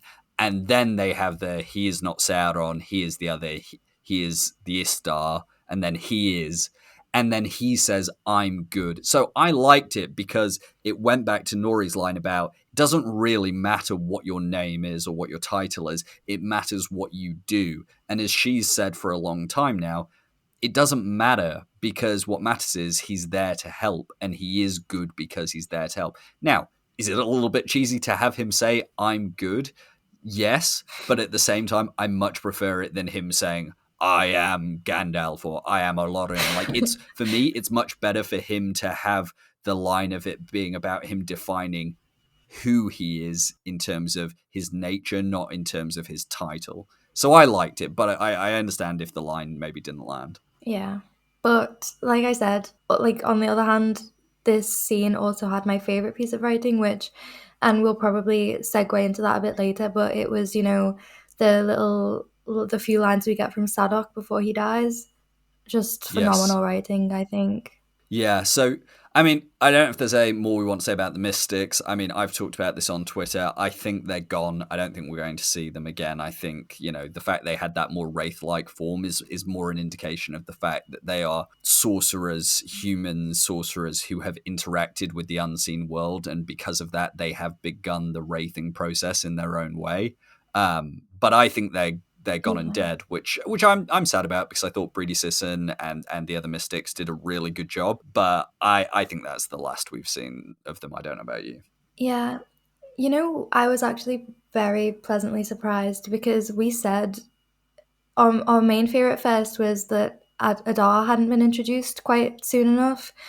Then Yeah. he did, and it was fine. And then our focus went to the Mystics, and we were like, if they are only here for one season, the fact that they haven't been introduced to us properly yet is very worrying. In hindsight, I don't think that that mattered because they didn't have the biggest role in terms of the general plot, but what they Mm, did give to us was more than enough, and I think that they delivered it so well. All three of them were amazing, but Breedy Sisson, she didn't have any lines, and the performance that she gave us was so terrifying. The moments that she's shape-shifting, the moment when she goes from being the stranger to being the dweller again was like mm. genuinely scary, and I just think they gave such a compelling performance. I'm quite sad to see them go. I would love if they could come back in wraith form in season 2, but I don't think there would be any point in that really. I will say about the wraith, about the transformation from the fake stranger to her. It was a bit one of those moments where I was like, that meme, which is. If villain bad, then why sexy? That was one of those moments where I was like, why have they made the Mystics so Yeah. incredibly hot? It was a real problem for Like the me. way the way they walked and everything, like the legs out, like the little leg slits, just 10 out of 10, amazing. Yeah, it was one of those moments where I was like, people keep saying the show's very prudish, but that was pretty spicy, as they might say. There was some heat there. Yeah. Anyway, what the other thing I wanted to say about that was, well, two things.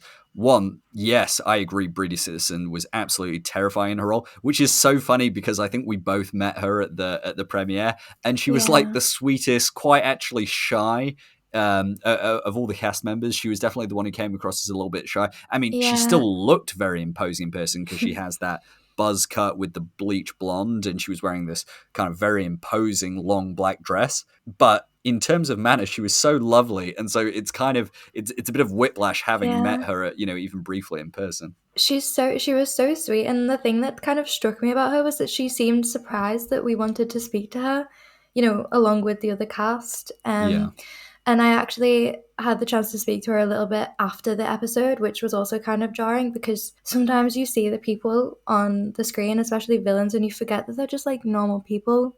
And so yeah, you it's just strange, obviously we can say a lot about the actors on this show. They've mm. been absolutely incredible, but I don't think there's not one person who hasn't given their all to the roles. They completely transformed themselves, and it really pulls you into the show no matter who's on screen. Yeah, and I think we should say at this point, and I know this isn't related to the Stranger plot line, but obviously we're not going to talk about who because we're very much respecting their privacy. But I know both you and I have spoke with some of the cast members from time to time, and I just want to say to everyone out there, if you don't think it makes an impact when you say nice things about the cast, or you send them nice messages, or you make fan art of their characters, let me tell you from my experience, and it is very limited. I'm not pretending I know all the cast, but I've had a couple of exchanges, and I know Anna has as well. And I think both our messages would be they really appreciate it and they really care what fans think. So never think that just because the cast and crew maybe aren't on Twitter or aren't on whatever social media, they are seeing it and they do really appreciate it. And I think that's I would just say, I think that's a real credit to the fandom that the cast and crew have noticed it. Yeah. I think the show was always going to be surrounded with a lot of negativity before it even came out. And so it has been really nice to be on the side of social media that is respectful most of the time. And I'm not saying that's wholly positive. You know, there is space for people to criticize the show, but in a respectful way, and kind of celebrate the cast and crew and what they've given to us. And I know our friend May created a Rings of Power community, which is a really Mm-hmm. lovely place for all of that. And I think that kind of just sums up what I love about the kind of little community we have, and hopefully what the cast are seeing, you know, not to flex, but Lloyd saw the Instagram post I made, and he left quite, not to flex, but he left like a little comment on it, and it was just quite a little thing, but he'd taken the time to read what people are saying about him and kind of talk about his own experience with Elendil and what he thinks he's bringing to the character. And I think they appreciate that people are taking the time to let them know, you know, this is what I like about your character, this is what I think you've brought to the character, because it might not even be things that they have realized that they've brought to the character, you know? No, I agree. And like, I think, you know, regardless of any communication we've had, you can literally see on, you know, people like, as you said, Lloyd Owen, Maxine Baldry, Charles Edwards, Ismail Cruz Cordova, a lot of the cast, when they see fan art or nice tweets, they'll sometimes repost them. So like, it's great that they are seeing it. And again, I'd just say, like, don't think that all the positivity and love you're sending their way isn't being seen, because it is, and I know they greatly appreciate that support. So yeah, anyway, returning to the Stranger and the Harfoot plotline, we do have to talk about, of course, two more elements. One being the sad death we got with Sadok Burrows, and then later Nori's decision to leave and go with the Stranger. So let's talk about Sadok. I mean, it really impacted me, his death, and I didn't see that coming. Both, I mean, I'd suspected he might not make it out the season, especially once he decided to go with them after the Stranger, but I didn't expect his death to impact me. But I think you're right. I think it was the writing in his death scene that made it work for me. Yeah, and like you said, it took me by surprise because one, I didn't expect him to be killed off. And you know, the moment he got kind of sliced, with that blade, I don't exactly know what it was, but I knew he wasn't going to make it out. But that in itself took me by surprise. And also, I didn't realize how emotionally attached to him I felt. And it could be Mm, because he's a hobbit, and hobbits are just, you know, you naturally attach yourself to them. But a lot of it was down to the writing, and Lenny Henry gave such an amazing performance. And the line, "I'm about to go a wandering off trail," might be the most heartbreaking line from the whole first season. Like, I can't think about it without getting upset.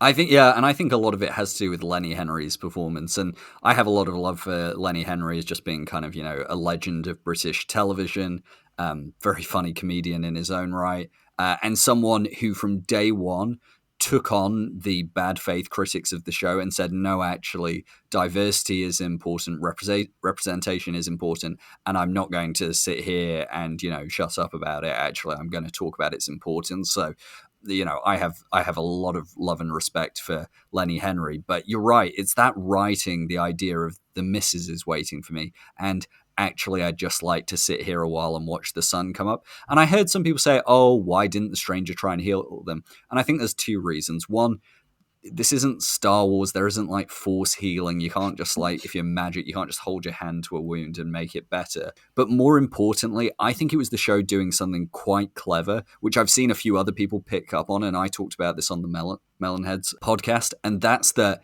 it is going to be a big contrast between that scene of someone accepting their death and what's going to happen with the Numenorians raging against their mortal lives and the gift of Iluvatar.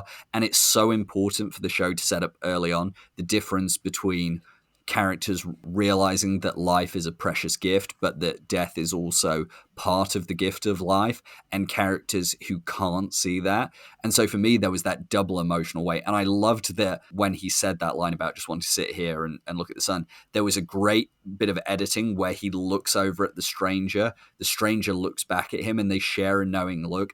And it's that moment where they're Yeah. both going, yes, this is, you know, death is part of life. It is natural. It is sad, but it is not something we can fight against. And like I said, I watched the episode again last night, and God, it got to me so much. You know, every aspect of that scene, I loved it. Yeah, and I know we didn't get too much screen time with Sadok, which may be a criticism that I have, and that's only because I think he was a really good character. I would have just loved to see more of him. Mm.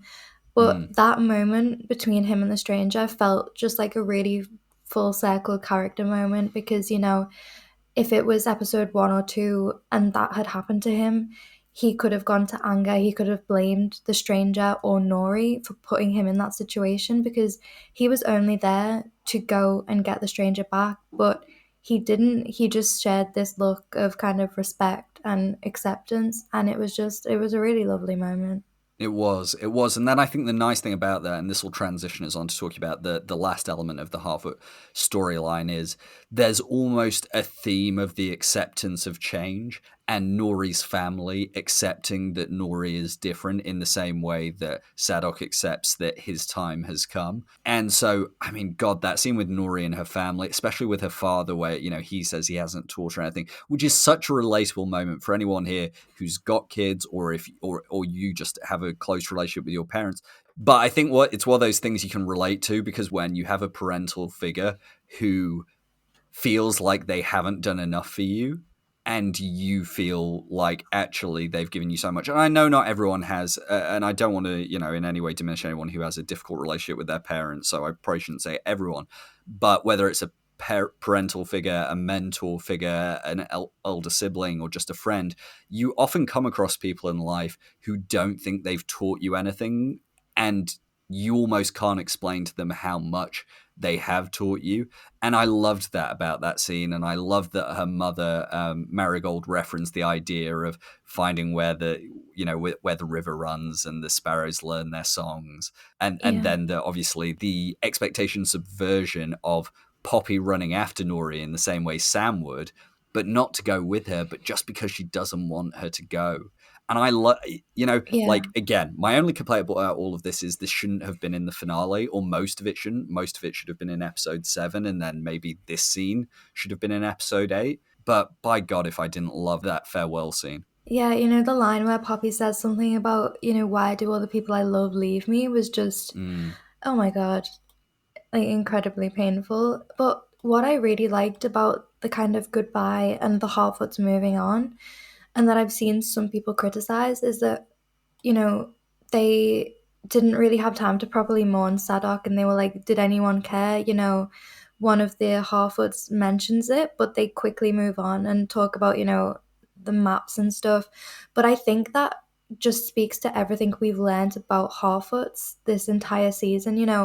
In the first few episodes, people were criticizing that very part of them, which was that they need to survive, and if someone gets left behind, then they just need to move on. And Sadok was mm. one of those people, and I think I like the consistency with the fact that we had the moment to mourn him as an audience, but from a Harfoot perspective, they just have to carry on. Yes, I agree. And I like that both with Sadok and with Malva, the sisters, who then kind of takes over the leadership position from Sadok. I like that their character arc felt natural, because they didn't become completely different people, but they softened in certain ways, and they saw different Yeah. perspectives, and they were able to appreciate different things. But as you said, the root of their culture is still there.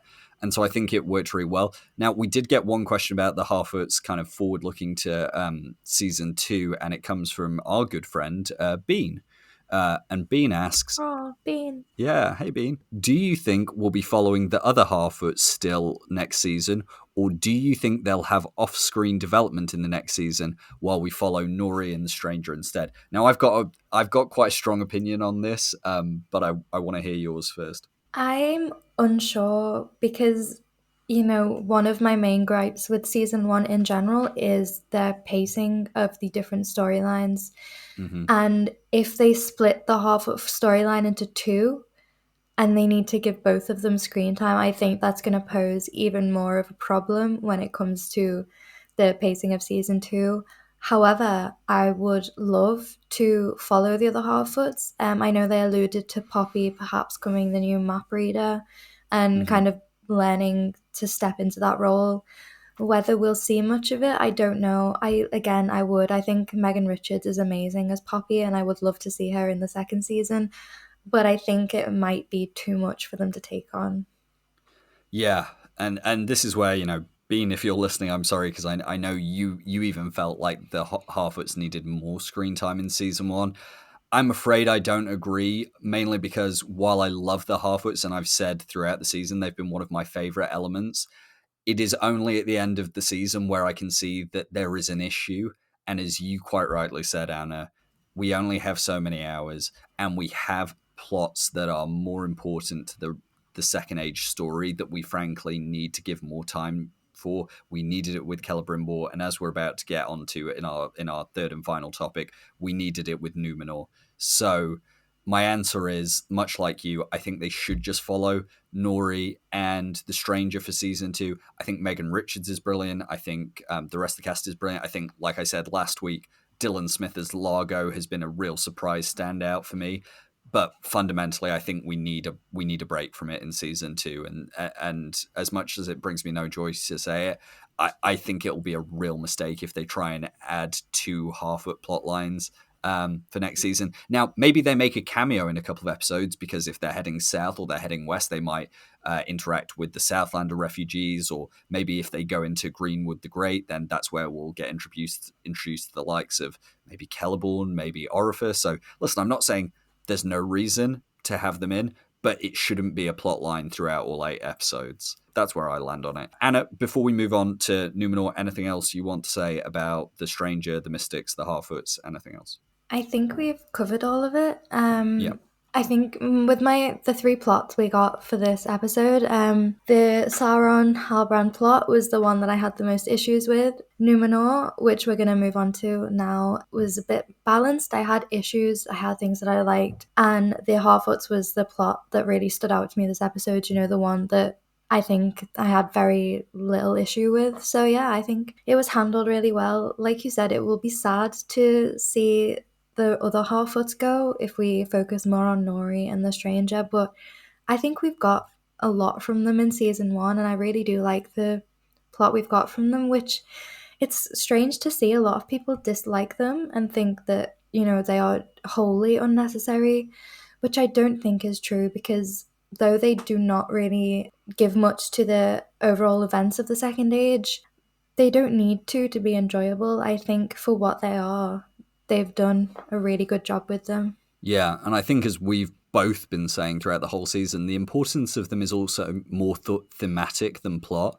It's about representing those core themes of Tolkien, and I think it's hard not to look at the story of Nori, the Stranger, Sadok, the rest of the family, and not see how well that storyline echoed Tolkien's themes of courage, kindness, family, fellowship. So yeah, I really enjoyed it, but I think for season 2, we do have to recognize that we also need to give more time to the plots as we head to things like the forging of the rest of the rings, the rise of Sauron, Numenor, etc. And there we come to our final plot that we got some screen time with in the season. And I'll just give you a quick 60 seconds on my issue with this plot line. Now, I will say, loved the scene of Elendil and Miriel. Thought that was fantastic. Thought it was a great moment of emotional truth. I thought it was a great moment of seeing what it means to be faithful in a human sense, rather than in the sense that Tolkien talks about, which is much more moral and philosophical. I liked that. Okay, maybe I'll skip this. I liked that Eärien got screen time. Don't really like what they did with it. But here's my big issue with the Numenor scenes. You will not often hear me on Twitter complaining about lore changes, but something you will hear me complain about is where the show misses an opportunity to deliver an emotional beat. And for me, it was an absolutely huge missed opportunity to not have Elendil reuniting with Eärien to tell her about Isildur.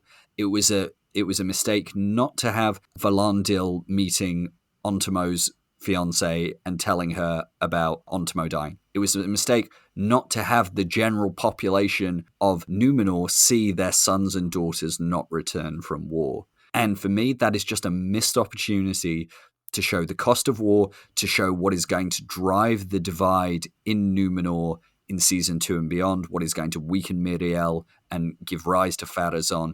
And it's just, for me, it felt like scenes were cut, and it's felt like that with Numenor all season, and it just left a bitter taste in my mouth, because all the actors have been doing such a good job.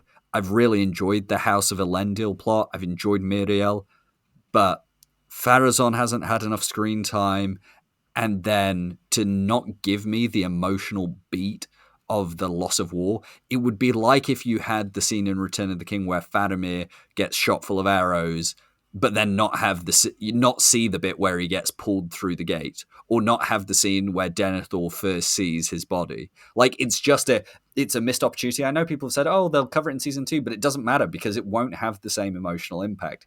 And for me, is actually my biggest complaint about the episode. It's such a missed opportunity, and it has nothing to do with rights or law changes or any of that. It's just one of those things where I'm like, that is not what I wanted to see at all. But what did you think? But you've started off quite well, but I completely agree with you, and I think that Numenor suffered the most from editing, and you can tell because there are some scenes where it feels like there is a vacuum. There's something that was supposed to have come before it, or there is something that was supposed to have come after it that was just missing. And that's where I feel like the 8-episode structure of the show just doesn't work. It kind of falls flat. I think if it was 10 episodes, like I think I might have read somewhere that it was originally intended to be 10. I'm not sure, but yeah, that would have just been perfect because you could have like put in all those little scenes. It was like when Isildur and Elendil leave Numenor, they cut to Aerion looking at them emotionally, and it feels like there was very clearly a goodbye scene in there somewhere that got cut out. And though it was emotional seeing her watch Isildur around the corner, go out of view, it didn't have the same weight to it because there was clearly something that should have been there before. And that's how it feels with this. We know Elendil has lost Isildur, and we got a load of really great acting from Lloyd Owen the episode before. When he's talking to Valandil, he's talking to Beric, the horse, he lets him go. That was just an amazing emotional beat that they hit really well. It feels just like such a missed opportunity to not have him talk to Aarion about it, because what is the point of her even being in the show if not for moments like that, And like you said, it was good to see her again, but instead of this Palante plotline, they could have had her with Elendil.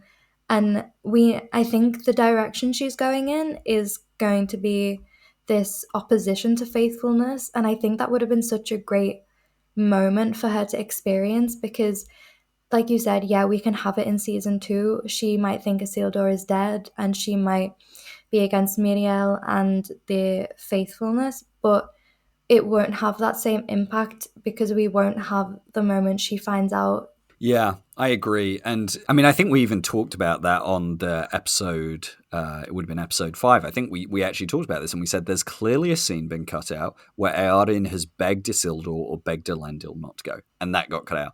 And I actually think in this episode, I think there's been some scenes cut out where her and Kemen get closer. It's clear to me in the shot with her and the other apprentices in the king's chambers, because we get Kemen standing behind her, it's meant to be clear to us that Kemen has got her onto this assignment. But we've had one scene of them together, and it's very clear that we're probably meant to have had more scenes with Pharazôn, but they've been cut. And now I can forgive the Pharazôn stuff a bit more than Celebrimbor, because Pharazôn is going to go through to, probably the end of season 4, I would expect. Depending on when they do the downfall. So they do have more time with him. But in the same way as Celebrimbor needs more time to understand why he makes his tragic mistake, we need more time with Pharazôn to understand why he wants to take power from Miriel. And we haven't had quite enough of that yet. And that may not be a problem in the end, because season 2, I think, will have a lot of Numenor content. But it's very clear stuff got cut, and it's very clear it got scaled down. Now, I also appreciate season 1 happened under COVID. That's tough too, so I don't want to be too harsh on them. And I know that Amazon imposed the 8-episode restriction. Again, don't want to be too harsh on them. But as you said, you can see where it's fallen apart slightly. But what I do want to talk about is, because I think we both agree it was a really good scene, and I'd love to get your perspective on this as a big Lloyd Owen fan, as well as just a big Elendil fan, is the scene between him and Miriel, because I thought that was just fantastic. Yeah, so from episode 3, I think I said that one of my favourite parts of that episode was the interactions between him and Miriel. I think the actors just have such a great chemistry, and there's such an interesting dynamic between the characters. I think two of my favorite moments in this episode were callbacks to previous episodes. So I won't go into this because we've already talked about that plot line, but I really like the Hmm. moment that Elrond throws Gil-galad's quote about hope back at him to kind of persuade him to give them more time. I really liked that kind of callback. And then we had this conversation with Elendil and Miriel, and it was such a stark parallel because we had it at first when they're discussing his name. Miriel is, she's in her place as regent. It's bright, it's airy. They are literally stood next to the tree. And then you have this in the final episode, they're in the boat returning from war. It's shrouded in darkness, quite literally for Miriel, because she can't see. And then they finally get to the point where, he doesn't outright say it, but he finally lets her know, that's not the only thing that Elendil means. And it was just such a great callback to that scene and a payoff between the two characters. Yeah, I agree. And I think it's that, like you said, it's that change of context, right, between her saying to him in episode 3, but Yeah. that's not all your name means, is it? To him saying, because Elendil does not just mean one who loves the stars. And I mean, Lloyd Owen, just round of applause, because he delivered that line, I don't know, like he was born to deliver that line. That was one of those moments where I thought, Yeah. oh my God, that got into my soul, the way he said that. He is you felt you felt it, because it was such a simple line, and that's something that I've kind of praised Lloyd for this whole time is the subtlety he brings to Mm, Elendil.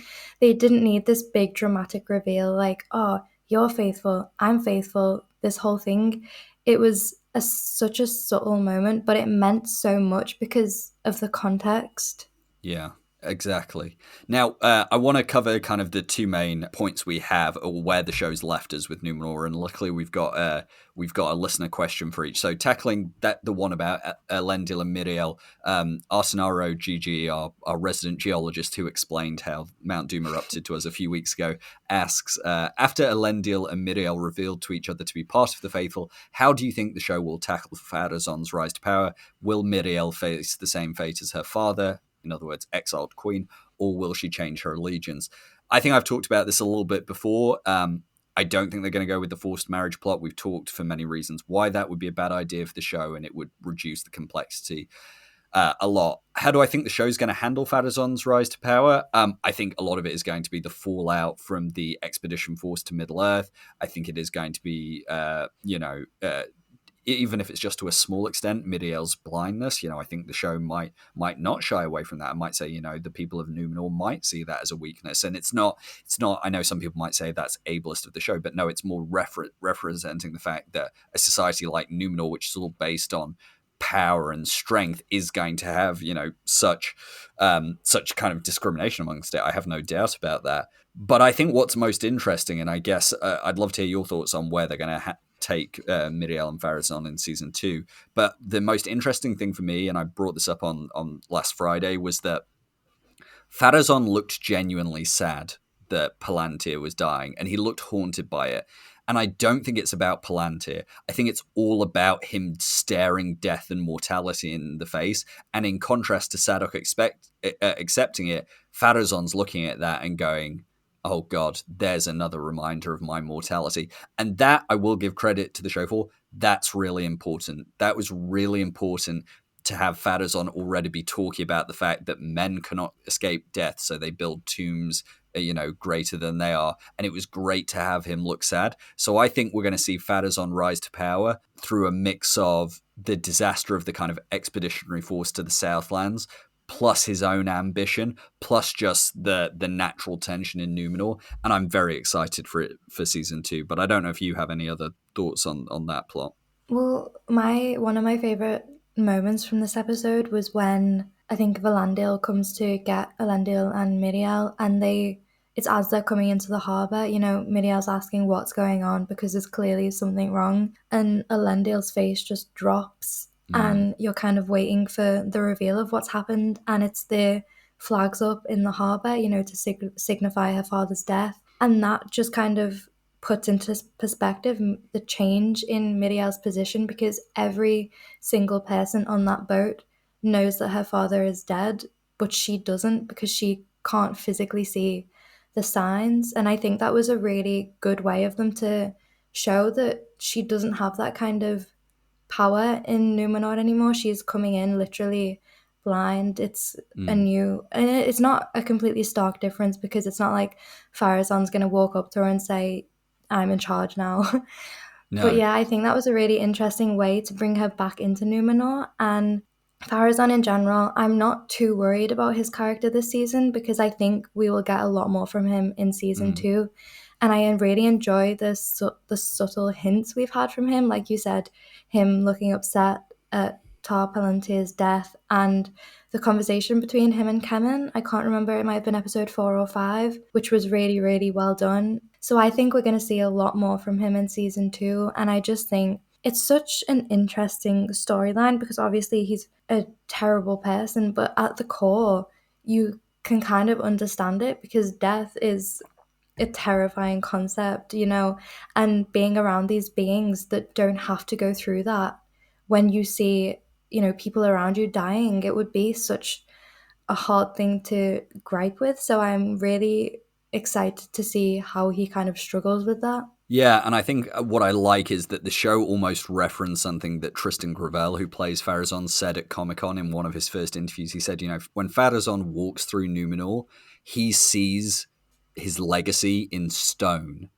And that is how he looks at his own life. And so, you know, when he's talking about the tomb, that's very much part of it. But I like that, much like with Elendil and Isildur and Eärien, seeing the divide between the faithful and the Kingsmen on a much more personal level, I like that we're getting that from Farazan as well. So that's very encouraging. And I would say also that you're absolutely right about the significance of the king's death to Miriel, because what we have to remember is within the show, up till this point, she's been Queen Regent. So she's only been in power because they ousted her father. So the big question going into season 2 is, do people still want Miriel to rule? And obviously the answer is that not everyone's going to want to. And so I can't wait for that political drama of season 2. I think that'll be great. And the last thing we want to talk about with Numenor is, of course, Eärien. While I think it was rushed, I think it's very interesting they've given her this plot line of seeing the Palantir. And we got a great question from Claire Wilde. It's kind of multi-part, but we can just discuss it overall. But I'll read Claire's question because I think it's a really nice framing of the issue. And so Claire says, no one has mentioned Eärion's encounter with the Palantir. Do you think there is a significance to her as Elendil's daughter and having been brought up with the faith, being the one to be on the path to looking into its depths, especially now that Miriel is blind? Will she share all she finds with Kemen, perhaps? Will anyone else glimpse into the Palantir, or do you think Farazan will hide it away to discourage any rising curiosity or fervour for the old ways? Or does Farazan even know about it? Claire's given us lots to think about there, but I think let's break it down into what do we think the significance is of Eärien looking into the Palantir, and is the Palantir going to carry on playing a role in later seasons? I think this is just my take on Eärien, is that she is going to be the opposition to Elendil's faithfulness. I mean, it's not been set in stone, but time and time again, we've seen her kind of question it. You know, one of the first character moments we get from her is when she says something along the lines of, and I am paraphrasing, I'm not like you, I can't just remember all these quotes. She says something like, you know, you brought an elf to Miriel, so she promoted you, and she has this Yes. kind of snarky tone in it that she can't quite believe what she's hearing. So I think she's going to be this opposition to faithfulness. And, you know, if she looks into the Palantir and sees this vision of Numenor falling because of an elf arriving, it's not going to look good. And whether that goes to, you know, they've built up this relationship between her and Kemen, that's obviously not going to be for no reason. So I guess it would make sense if that vision found its way to Kemen, which found its way to Farazan eventually. Yeah, I don't think she's going to share it with them. I actually don't think she's going to share it with anyone. I think it's more going to be about the impact it has on her mind internally. I agree, though. I think I've seen some people say, oh, like, why is everyone saying that she's going to go down a dark path? Like, you know, Miriel looked into it and she's still faithful. You know, Galadriel looked into it. But I think the fact is the Palantir is very much about what you bring to it rather than just what the Palantir shows you. And as you correctly said, you know, she's very much been set up to be the representation of the faithful Kingsmen divide, but within Elendil's family. And, I've long said that as much as I really love Eärion's character, I think she's going down a dark path. And this just convinced me further that's what it was. As for Pharazôn, I don't think he's ever going to get to interact with the Palantir unless they want to kind of create a Saruman Sauron, Pharazôn Sauron parallel. But I think that would be a bit lazy, so I kind of hope they don't do that. And I hope instead that we get the storyline of the Palantir perhaps being smuggled out by Miriel through Elendil to the Faithful. And that's how we start to build more of the Faithful storyline in season 2 and beyond. Okay, before we turn on to overall thoughts and rating for the episode, anything else you want to cover on Numenor before we finish? I don't think so. I mean, I'm kind of gutted we didn't get a little goodbye to Isildur, but again, I think, what's the point? That plot was never going to be resolved. He wasn't going to get back to Numenor before the end of the season, so we'll just have to patiently wait to see him and hopefully Beric again in season 2. Yeah, I have to say, I actually liked that they didn't give us Isildur this episode. While I was sad we didn't get the emotional side on back in Numenor, I actually like deferring the Isildur scenes to next season because it gives us more time to think about, okay, where's he going to be when season 2 starts? Is he captured? Is he on the run? Is he living in the wild? Is he following the Southlanders? I think there's lots of interesting possibilities. But with that said, we have now talked about all the plot lines, so we know what happens every episode when we do a breakdown. Anna, you know what I'm going to ask you? What are your final thoughts on the episode, and what are you going to give this episode as a rating out of 10? I'm torn because it was a really good episode, and for a finale, it was really good. I don't feel... It's like you said, it's very Fellowship of the Ring-esque where they left us. It's kind of like, I want to see more, but it's okay because we know we're going to see more eventually. It was a good end, but there was too much that I didn't like in the episode for it to be up there with my favorites. So rating, I think I'm going to go 7.5. Okay. I can't remember what the lowest rating I've ever given is. I think that might be the rating I gave episode 1, so I'm going to stick with 7.5. Yeah, so either one of us or one of our listeners needs to go back and collate what our ratings are, because I've genuinely forgotten that I was meant to do it, but I'm super lazy, so I'm not doing it. But no, I think your overall thoughts and your rating are very fair. I think where I'm actually in a very similar place where my issues were not the same as your issues, right? And I thought the way they did the Halbrand reveal saved that for me, despite the fact I didn't want that to be the way that plotline was going to work out. I liked how the rings were made, loved the stranger plotline, loved the emotional moments with the Harfoots. Like I said, even loved the Elendil Miriel scenes, and I loved what in many ways I loved Galadriel getting the closure to her character arc with Finrod and seeing that transformation complete over the season. And I don't think we actually spent enough time talking about Galadriel, but we'll have plenty of time in the off season to do that. So overall, I think where I go back to is something I said to you last week was they've launched a very ambitious plane over the course of season 1, and they've been flying it the whole way, and there's been turbulence and issues, and then they had to land it. And I said, the big test is, can they land it? And I think they did. Was it perfect? No. Were there things I didn't like? Yes. So I think I have to give it a solid 8 out of 10. It's right there in the middle of my ratings for me. Like, it's not my favorite. It's not my least favorite. It's just a good, solid episode. And if I was being generous because it's a finale and saying therefore the challenge is higher, I might give it a better rating. But I think objectively 8 is probably fair. There we are. We've completed our episode 8 breakdown and review, so it's time for us to say goodbye. Except it isn't, because you very kind listeners have submitted a bunch of questions that also cover our overall thoughts on season 1 and are forward-looking to season 2. Now, I will say I will be doing a separate episode on my overall thoughts of season 1. I may have a guest. I may do it on my own. I haven't decided yet. So this isn't my episode reviewing season 1 overall. This is just us responding to questions. So, first question. Mal asks, it would be interesting to compare the two revelations, someone who needs to discover who they are, i.e. the stranger, versus someone who needs to reveal themselves to others, i.e. Sauron. I think that's very interesting. And I think, some people mention that, like, oh, why did the mystics mistake the stranger for Sauron? And I think it goes back to the idea that really the Maiar are not good or evil. They are just angelic beings of power.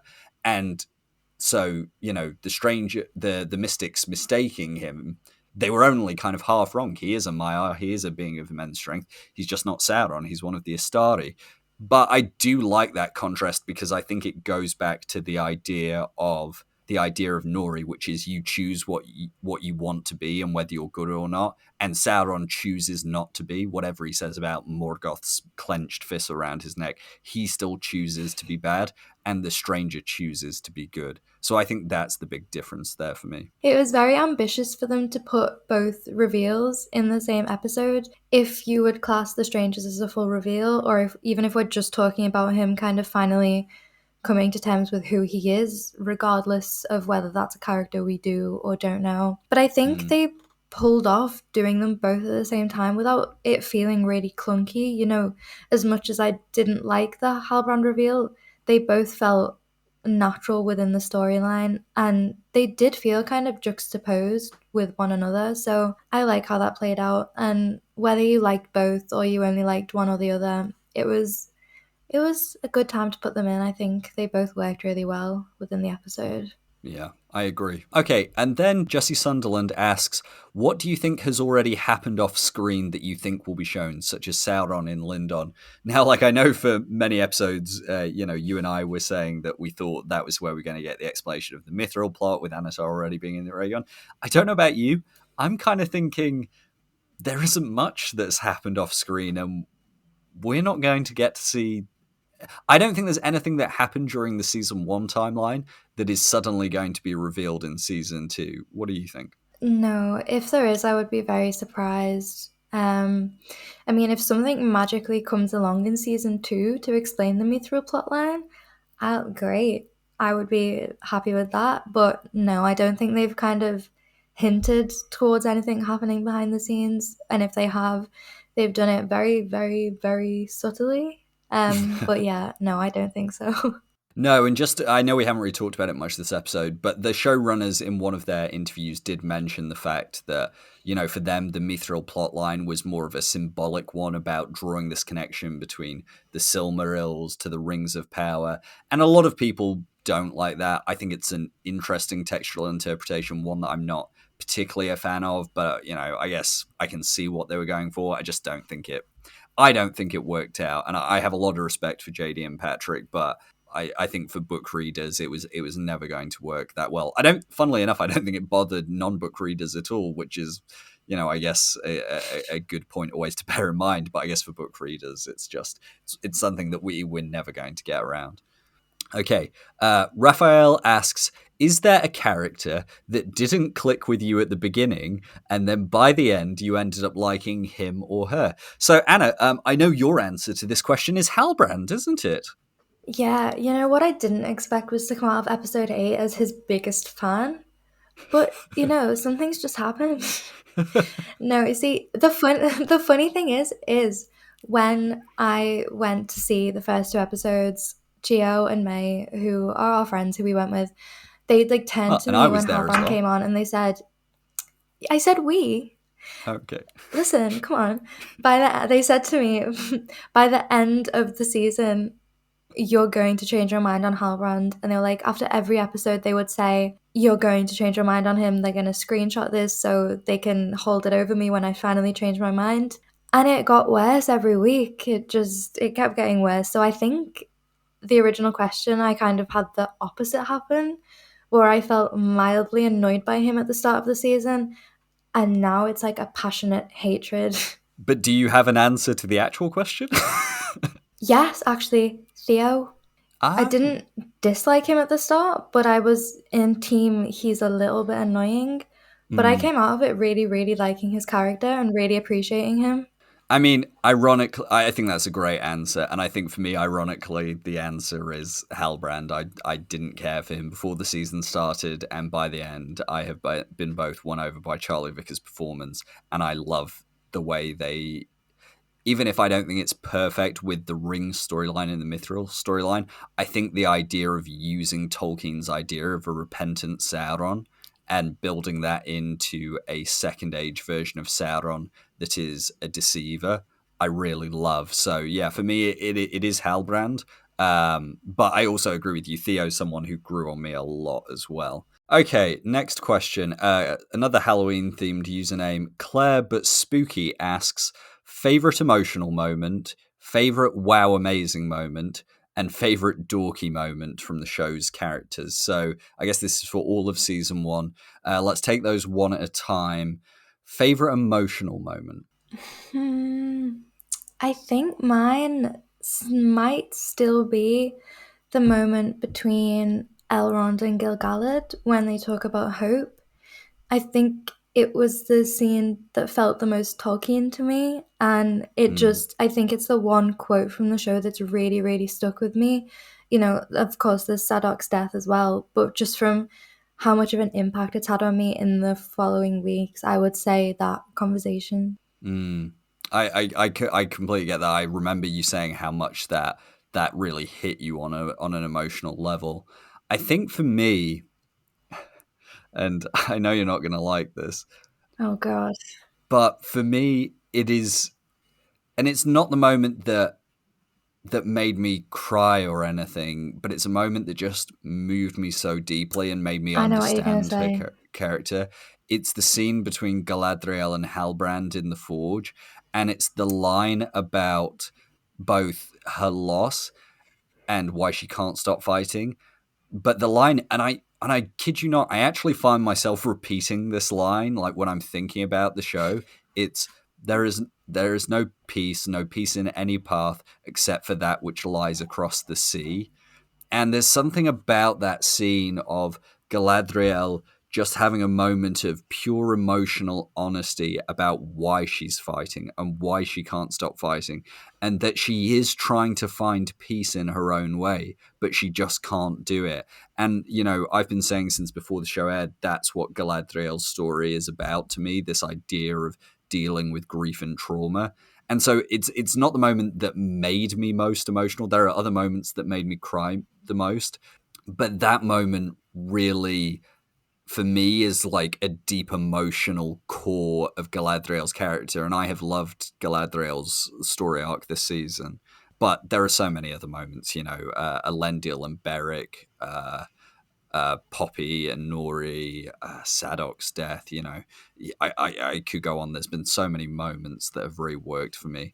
Okay, and then the second question was, what was your favorite wow amazing moment? Oh my God, there were so many. I think just for sheer, like, I gasped when I saw both of these things. The prologue of the first episode, the first stage Mm-hmm. flashback, just insane, and the first introduction of Numenor. That those the visuals along with the score was just so impactful. And before I came into the show, one of the things I said was I was too young to watch the original trilogy in the cinemas. I think I Mm. was one when the Fellowship of the Ring came out, so I never had that Yeah. moment of sitting in the cinemas and getting to experience that at the time. And that's what I felt like this time. I was seeing the first age on the big screen for the first time, seeing Mm. Numenor along with the score, and everything just felt so perfect at that point.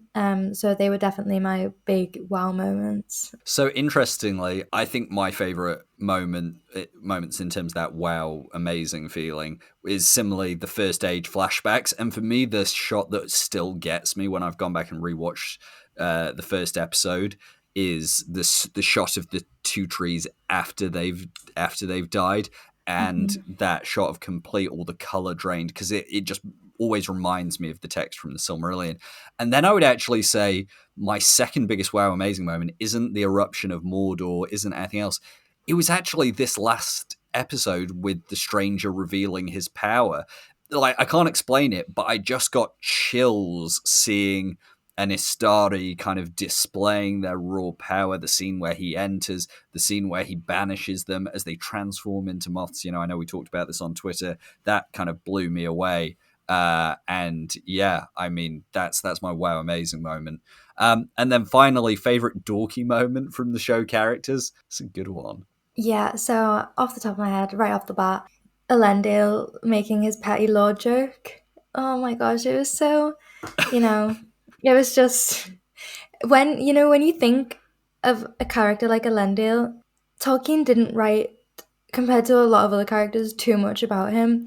And I really appreciate in the show that they didn't make him this one note stern father figure.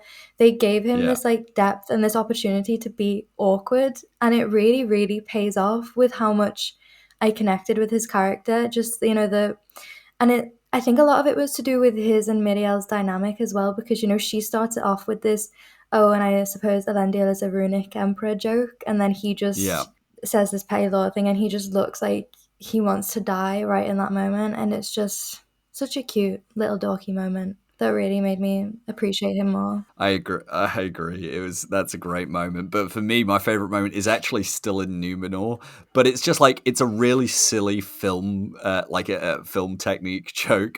But the scene where Aarion turns up on the beach and Yeah. Isildur goes, "There you are," and we think he's going to hug Aarion, and then he goes, "Beric, my boy," and he hugs his horse, and I just like it's so stupid, but I love it. Like I can't hate Yeah, it, even though it's a it really worked so dumb well. moment.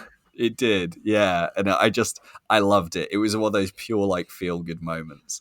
Thank you, Claire, for those questions. That was great fun to ask. Okay, so I think we already covered this next question to a certain degree, but Nick Whitfield asks, with Charlie Vickers and the showrunners hinting that they are doing Anatar and book accurate storylines next season, has that changed your opinion on how you see this season? For me, that makes this season feel like a very long prologue, and I actually really love that. So, I guess the question we're really being asked is, has the reveal that we're probably getting a lot more of the book canon moments next season, has that in any way changed your perspective on this season? I think for me it hasn't, because I always thought the season as a sort of prologue, but I don't know if it's changed it for you. If I'm looking at it through the lens of Charlie Vickers and Anatar, like they said, I guess it makes his role in this season not feel as important as it should. Because if he's going to come back to forge the rest of the rings anyway, what was the point of the final episode if not just for Galadriel's arc? And I get that, this kind of set up the first three rings being created, which we saw, but I don't know. There's a Mm. lot of things that I have questions about, but it's one of them things where I'm like, I don't even know how I would write this as a next season, and I definitely don't envy the showrunners. I assume they've got an idea of where they're going with it, but I have no idea how I would handle this, and so I guess it's just a wait and see kind of thing. Yeah, I agree. Like I said earlier, I still think they're going to do a version of the Anatar plotline. I still think we'll have Celebrimbor be manipulated once again, and I think it's going to have to do with this idea of that he's had this taste of creating great power, and then he's got the first half of season 2 is going to be him failing to replicate that, and that's what's going to leave him open. But like you said, we really have to wait and see. So who knows? Okay, we've got a very interesting question next. Hig Hurtenflurst asks, the law basis for controversial choices, such as, I assume he means Halbrand as Sauron, Repentant Sauron, things like that. He said the law basis for those controversial choices, though solid, is almost too buried in the minor arcana, such as letters, rather than what everybody knows. It's like constructing Christianity from a deep understanding of the Council of Nicaea and mainstream Christians ending up not seeing themselves. I don't know that I necessarily agree with that analogy. I get what you're saying about that a lot of people who've maybe only read the trilogy or have only seen the books wouldn't know where this is coming from. But that's kind of always the case with Tolkien. Like if you want my opinion, like I come across this all the time because, like, I don't have a 360-degree perfect knowledge of Tolkien. So sometimes someone will tell me something about, a letter of Tolkien's that I've either never read or I've forgotten about, or they'll tell me something that's in a piece of academic work. And for me, I don't think that, like, diminishes my experience of the text or adaptations. And so I think for people who don't know those references, it doesn't really matter because they're just taking the show for what it is, like non-book readers or people who've just read the trilogy. And for people who do know the letters or Unfinished Tales or the Silmarillion, it just gives us more to talk about. And I also think that question is a bit reverse engineering what's happened. We're the ones as fans looking at it and saying, okay, where did they draw this from? It's not like the show is asking viewers to go, oh, where do you think we came up with this idea? Like, the show is just asking you to engage with the story.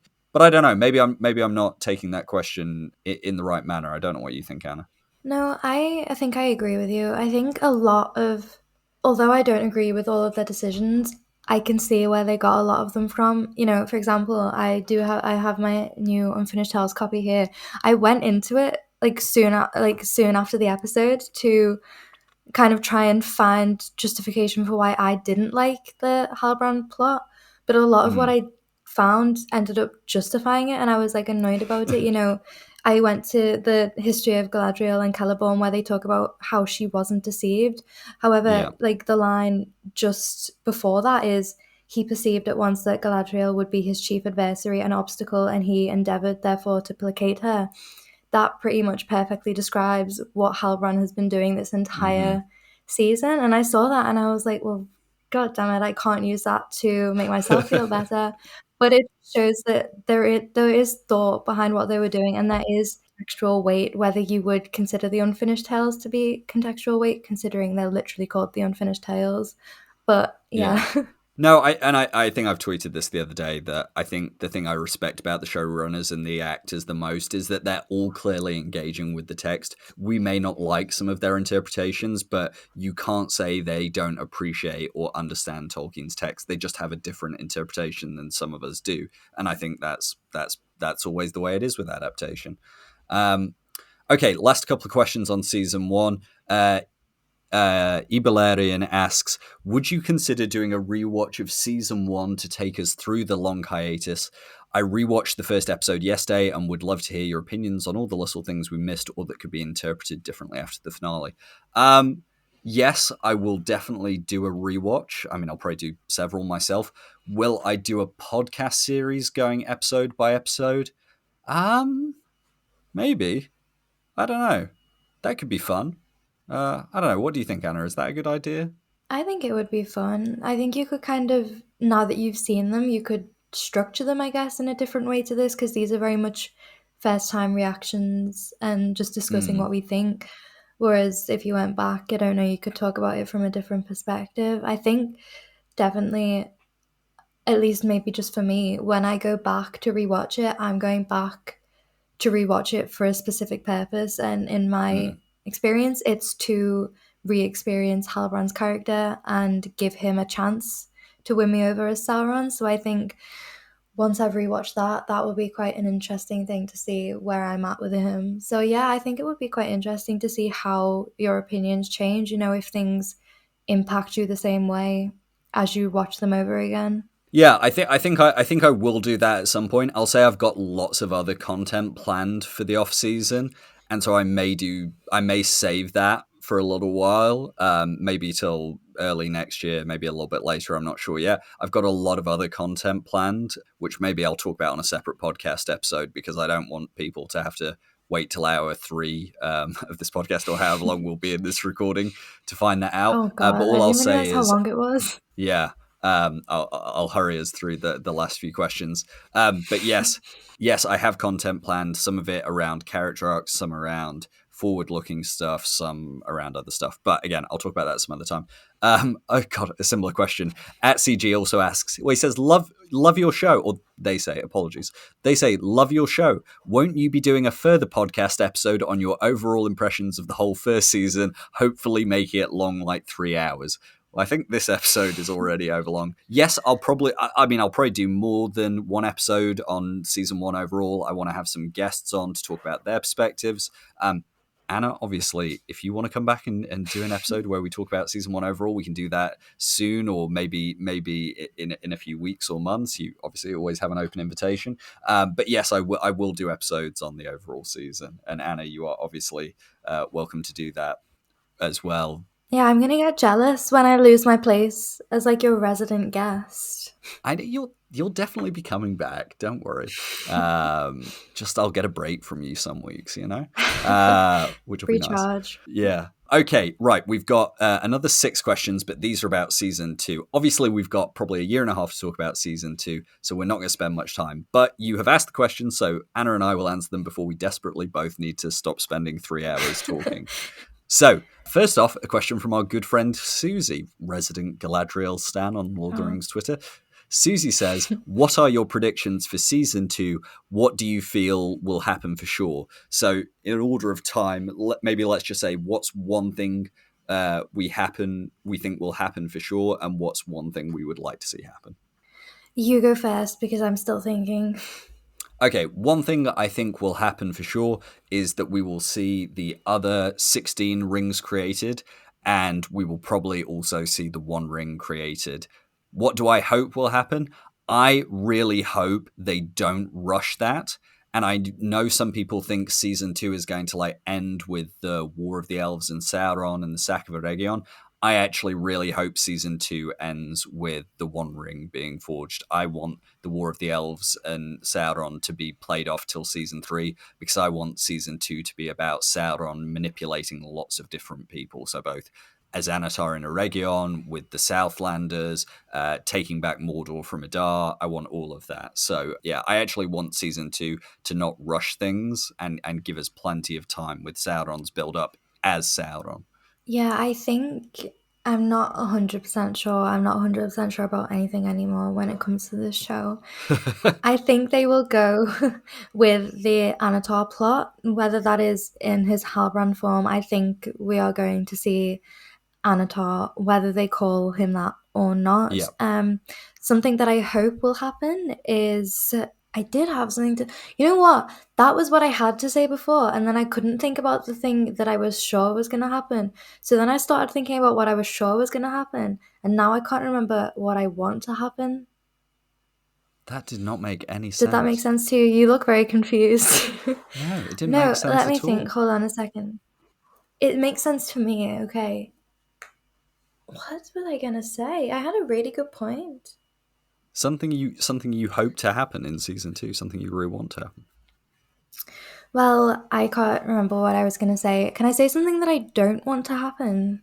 I guess. I don't want to see Durin's Bane. I hope we just leave that. Yeah. I hope we leave that in the dark. Yeah, I never want to see him again. Agreed. Okay, Emily asks, what character's journey are you most excited for in season 2? So if you can only choose one character, whose journey are you most excited for in season 2? This isn't me being biased because he's my favourite, but Elendil.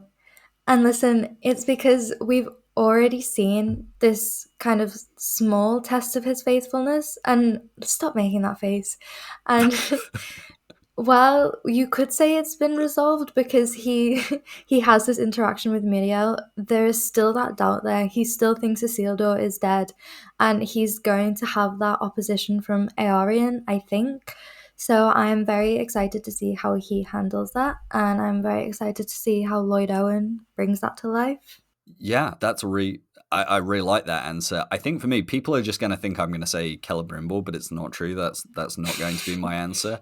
The character I'm most looking forward to see their arc in season 2, and I didn't expect this after season 1, but I am most excited to see Isildur's arc, because I think it's a fascinating idea to strand him in Middle-earth, and I'm really excited to see what they do with that, and I really want Maxime Baldry to be given plenty of screen time to build up the tragic hero that we need for the end of season 5. Yeah. You know what? And I forgot to mention him, which I kind of have to, because I did not think he was going to make it into season 2, but now that we know he is, nervous to see how they handle bringing Adar back, because he didn't get killed off like we thought he would. And I know in previous episodes I've said I wouldn't mind if he died at the hands of Sauron, because I think that would be a good character point. Now that I know who Sauron is, that can absolutely not happen, because if I have to watch Halbrand kill Adar, like this is a PSA. This is so You've not petty filmed. of you. This is a PSA to anyone who's watching. They haven't filmed season 2 yet, so if that's where they're going, we can stop it. We can stop them from letting We Halbrand agreed kill that Adar. that's the point of Adar, to have Sauron come and be the bigger bad by overthrowing him. That's before I knew that it was Halbrand, but I hate him. But he's not Halbrand now, he's Sauron. Maybe to you. God's Sorry, sake. that was really petty. Yeah, listen, I know the tinfoil hat feels really comfortable, but he is Sauron. So, you've got a year and a half to 2 years to accept that. So, that's all I'll say. I'm getting there slowly. Yeah, sure you are. Okay, moving on to our next question. Any predictions for the subplots in Rune? So I guess this is another question from Jesse Sunderland. Any predictions for the subplots in Rune? Like I said, I think we're getting to that idea of what the Blue Wizards do in one version of the story, where they go to the east to kind of try and subvert Sauron's influence, and I think that's what we're going to see, essentially. I don't have any more predictions beyond that, but I'm very excited to see Rune, I guess. Yeah, I don't really have anything to add. I think it's kind of straightforward what they're going to do with that plot line. But yeah, we'll see where they go. I suppose my only question will be, I'd be very interested to see if they have Sauron visit Rune in the same season where the Stranger's there. That would be very interesting, how they'd go about that. So I'd be very interested to see them do that. And it wouldn't be Halbrand visiting, because Halbrand's not a real person. Sauron's a real person. Anna? Well, maybe one day I'll accept that. Okay. Second question from I Can't Spell. They also ask, what do y'all envision the storyline?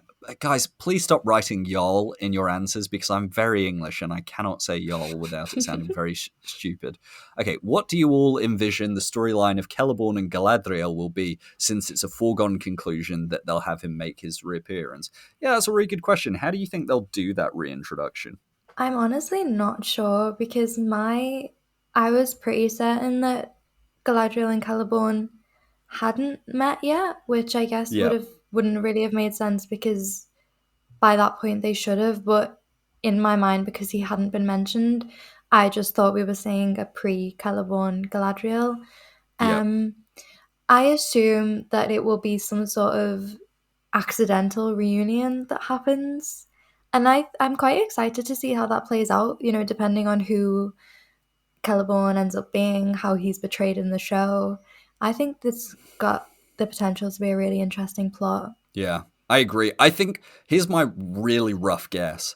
I wouldn't be surprised if, because of Galadriel's estrangement from Gil-galad, and because she knows that Sauron's now out there, I wonder if she is our route into introducing the woodland elves and the sylvan elves in season 2.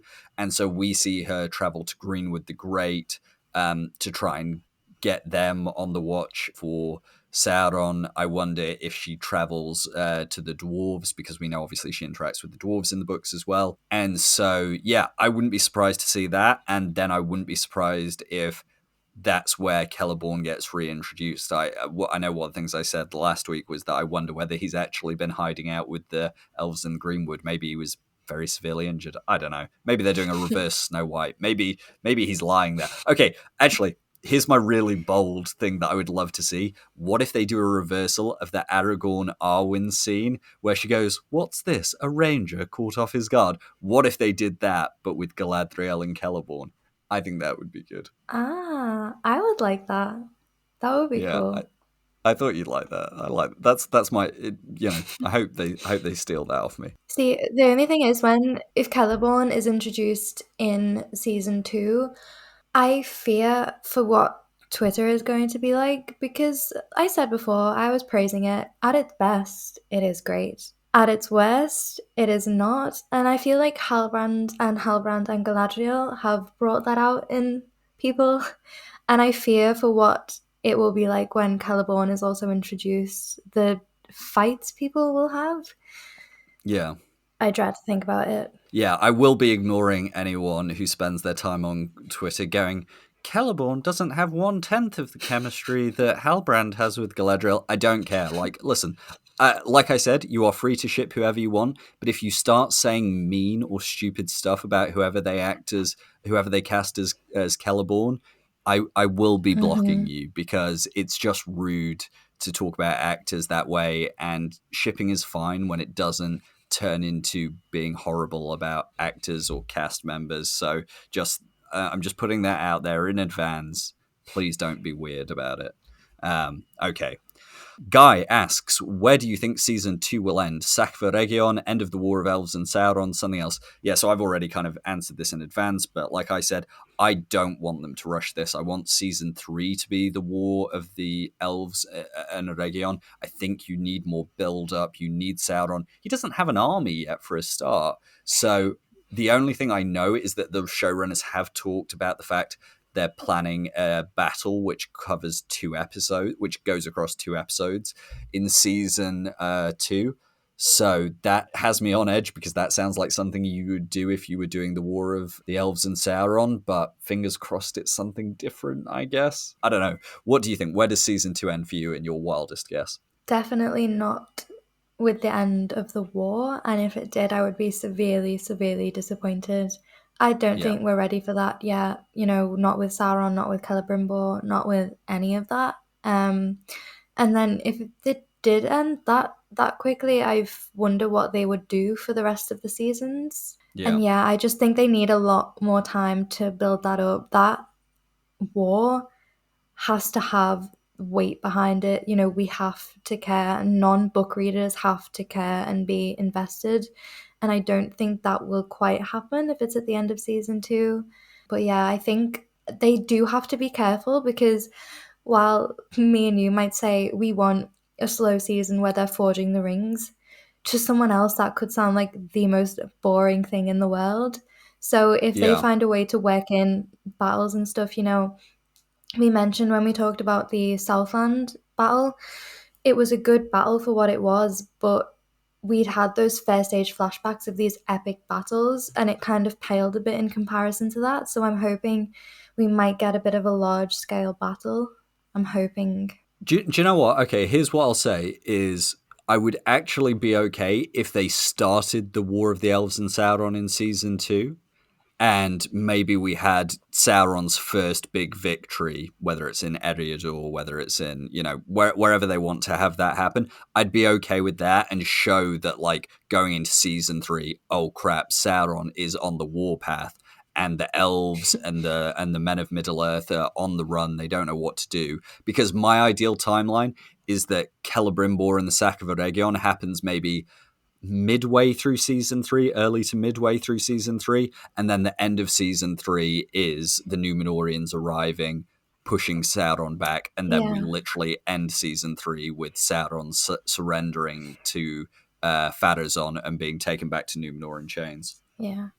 I think it would be an interesting parallel to end season 1 on Sauron having just had his identity revealed, walking into Mordor, and having season 2, perhaps he's kind of starting to get to the height of his power, and he's maybe walking back from a battle or into a battle, something like that. Yeah, we could end very much with season 2 being Sauron about to go on his proper warpath. Like he's forged the One Ring maybe in the penultimate episode, so episode 7 if they do 8 episodes again, and then episode 8 we maybe get like a big battle to show just what a threat he is, and then you go into season 3. Start of season 3 is just him constantly taking territory, pushing the elves back, sacking Eregion maybe early to mid season 3, and then you have the role reversal for the second half of season 3. But now we're getting on to season 3, so let's stop there. Okay, last question. Kat asks, what's something you doubt will happen in season 2, but you'd really hope for? So, something that you think, okay, like this 99% won't happen, but, it would be really nice fan service or something that I would particularly want. And you can't say, I hope that they recast Sauron. That wasn't in the question. That's my Well, stipulation.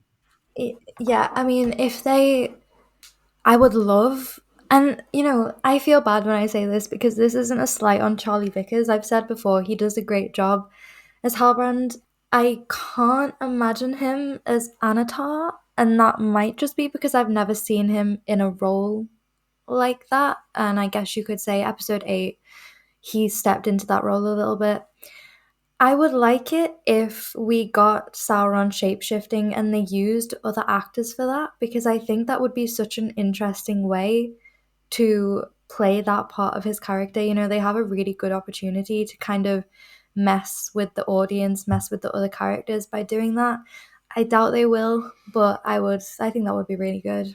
Yeah. No, and the thing is, I would still like to see, even though I really like Charlie Vickers, I still want to see some shape shifting in season 2. So I would really appreciate if they lean into that. And you can still have Charlie Vickers play the main Sauron, and then, throughout the rest of the seasons, through VFX, Yeah. through prosthetics, everything else, have his appearance become more and more evil. So I'm perfectly cool with having Charlie Vickers play the main Sauron. But let's have some shape shifting, because that, is part of the story of Sauron. So I agree with you. And I'm not going to answer that question with that answer, because I think like there's a good chance they do some shape shifting. So I think that's why they had the Mystics do it, because they want to lay the foundations for that.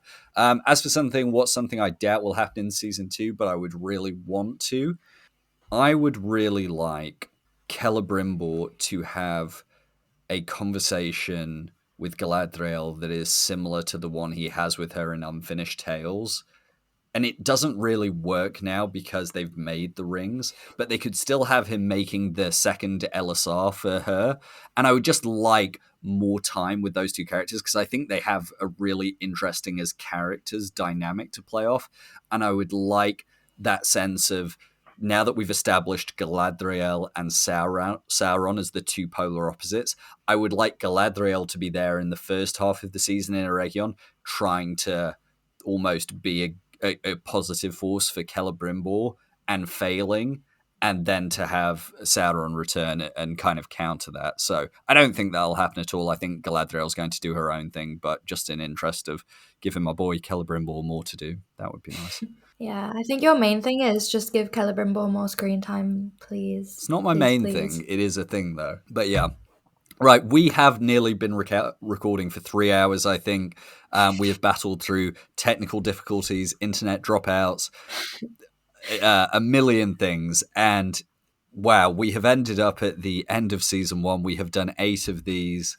I don't have the words for it. Anna has been my guest every week to discuss these. The season would not have been the same without being able to every week come here for an hour, 2 hours, and today 3 hours to talk about these episodes with someone as smart, as funny, as kind as Anna. So I guessing as this is our last one for the season, I just wanted to say a big thank you to you, Anna, for agreeing to come on in the first place, for turning up each week to talk with me, for making time, and for being such a fantastic guest host. So thank you so much. Thank you for having me. I know it's crazy that we've done this 8 times now, and I don't even want to count how many hours that is, because it'll make me kind of existential about how much time we've spent talking about this show. But no, it's really nice to have this time just to discuss it with you. I mean, I've already said this during this episode. See, I'm being really nice to you today. You're a really wonderful person to talk about it with. You're smart, even though I pick at you for knowing every single line from the Silmarillion. You know what you're talking about, and you're just a really lovely person to talk to and just kind of bounce ideas off, because we agree sometimes, we disagree sometimes, but both lead to what I hope are interesting discussions. And yeah, I've just really enjoyed experiencing the show with you. Yeah, well, I think, like we both said, that the feeling is mutual there, and it's been an absolute pleasure. And I also want to thank all our listeners. We get God, sometimes 20, 30 questions each week. And sometimes we miss the odd one because we've got so many, and sometimes we don't do a good job of answering them. But also, Anna and I talked before we started recording today that we keep getting lovely comments from those of you who listen, sometimes out of the blue, sometimes in direct messages on Twitter. And I'd just like to say thank you to everyone who's listened to these episode breakdowns. Obviously, I started this podcast before the show aired, and so thank you to long-time listeners. But even if you've just started listening for season 1, a massive thank you. And as I said, it's no doubt the cast appreciate your kind comments. Just know that both Anna and I massively appreciate when you send us good feedback or kind messages as well. Yeah, it's really lovely. Yeah. And Anna, obviously, as I said, and as I've teased the audience with, I'm going to be doing lots of content during the off season. I'm still probably going to aim to do 1 podcast episode a week, maybe more at times, different formats, different topics. And I'll definitely have you back on for other episodes. But as it's our very last episode discussion, as it's our very last one for season 1, Anna, what is the message you would like to leave with our audience for season 1? Thank you for sticking around for the whole season and listening to us chat about it. It's been lovely to experience it with Harry and to experience it with everyone who listens to this. I was on Tolkien Twitter before The Rings of Power came out, and I will be there afterwards. I'm hoping that I'll still be active when season 2 comes out. Apart from the show coming out, one of my favorite things to do was experience, the trailers as they dropped, the posters. I remember the day the Hans poster dropped, and the entire day was just Twitter trying to figure out which character each person was, and things like that was so much fun. And I hope the same thing happens for season 2. But yeah, like Harry said, I'll probably be back at some point, and hopefully we'll stay in touch and keep doing like spaces, keep chatting on Twitter, all of this stuff during the off season. And yeah, it's just been really nice to experience the show with everyone. So thank you very much. Absolutely. And yes, Anna, you will absolutely be back on the podcast, whether it's a season 1 recap, whether it's a House of Elendil special, whether it's talking about horror films and everything else in between. Don't worry, listeners, this is by far not the last time you'll hear from Anna on this podcast. Anna will always be a regular returning guest, even if it's not every week as it's been at the moment. But with that, I agree with Anna. Thank you so much for sticking with us across the whole season. Thank you so much for engaging with us. And we can't wait to go through all of this again in the run-up to season 2 through casting announcement, trailers, posters, rumors, leaks. We're going to be here for all of it. So for the last time for season 1, this is Harry from the Daily Rings of Power podcast and Anna MyLSR from Twitter signing off.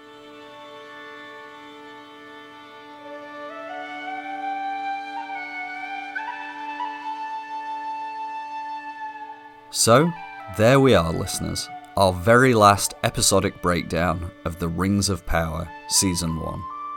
I know I said it during the discussion, but I really do want to thank Anna for joining me for the last 7 weeks without fail, and being the best guest host I could ever ask for. If you could all do me a big favour, please send Anna a comment on Twitter to let her know how much you enjoyed hearing her thoughts every week. It would really mean the world to me. Now, just because season 1 is over, that doesn't mean this podcast is going anywhere. I'll still be releasing episodes every week, where we'll obviously cover any updates on season 2's ongoing production. But more than that, I have big plans for content looking back at season 1, covering the new Tolkien book that's releasing in November, and much, much more. We'll also get back to bringing on an array of guests from the wider Tolkien community, which I'm so excited to start sharing with you all once again. One final thank you from me to all of you listeners. I started this podcast a couple of months before the show aired, and I had no idea that anyone would even want to listen. But all your positive feedback and all your insightful questions that you've submitted every week has made this an absolute joy for me.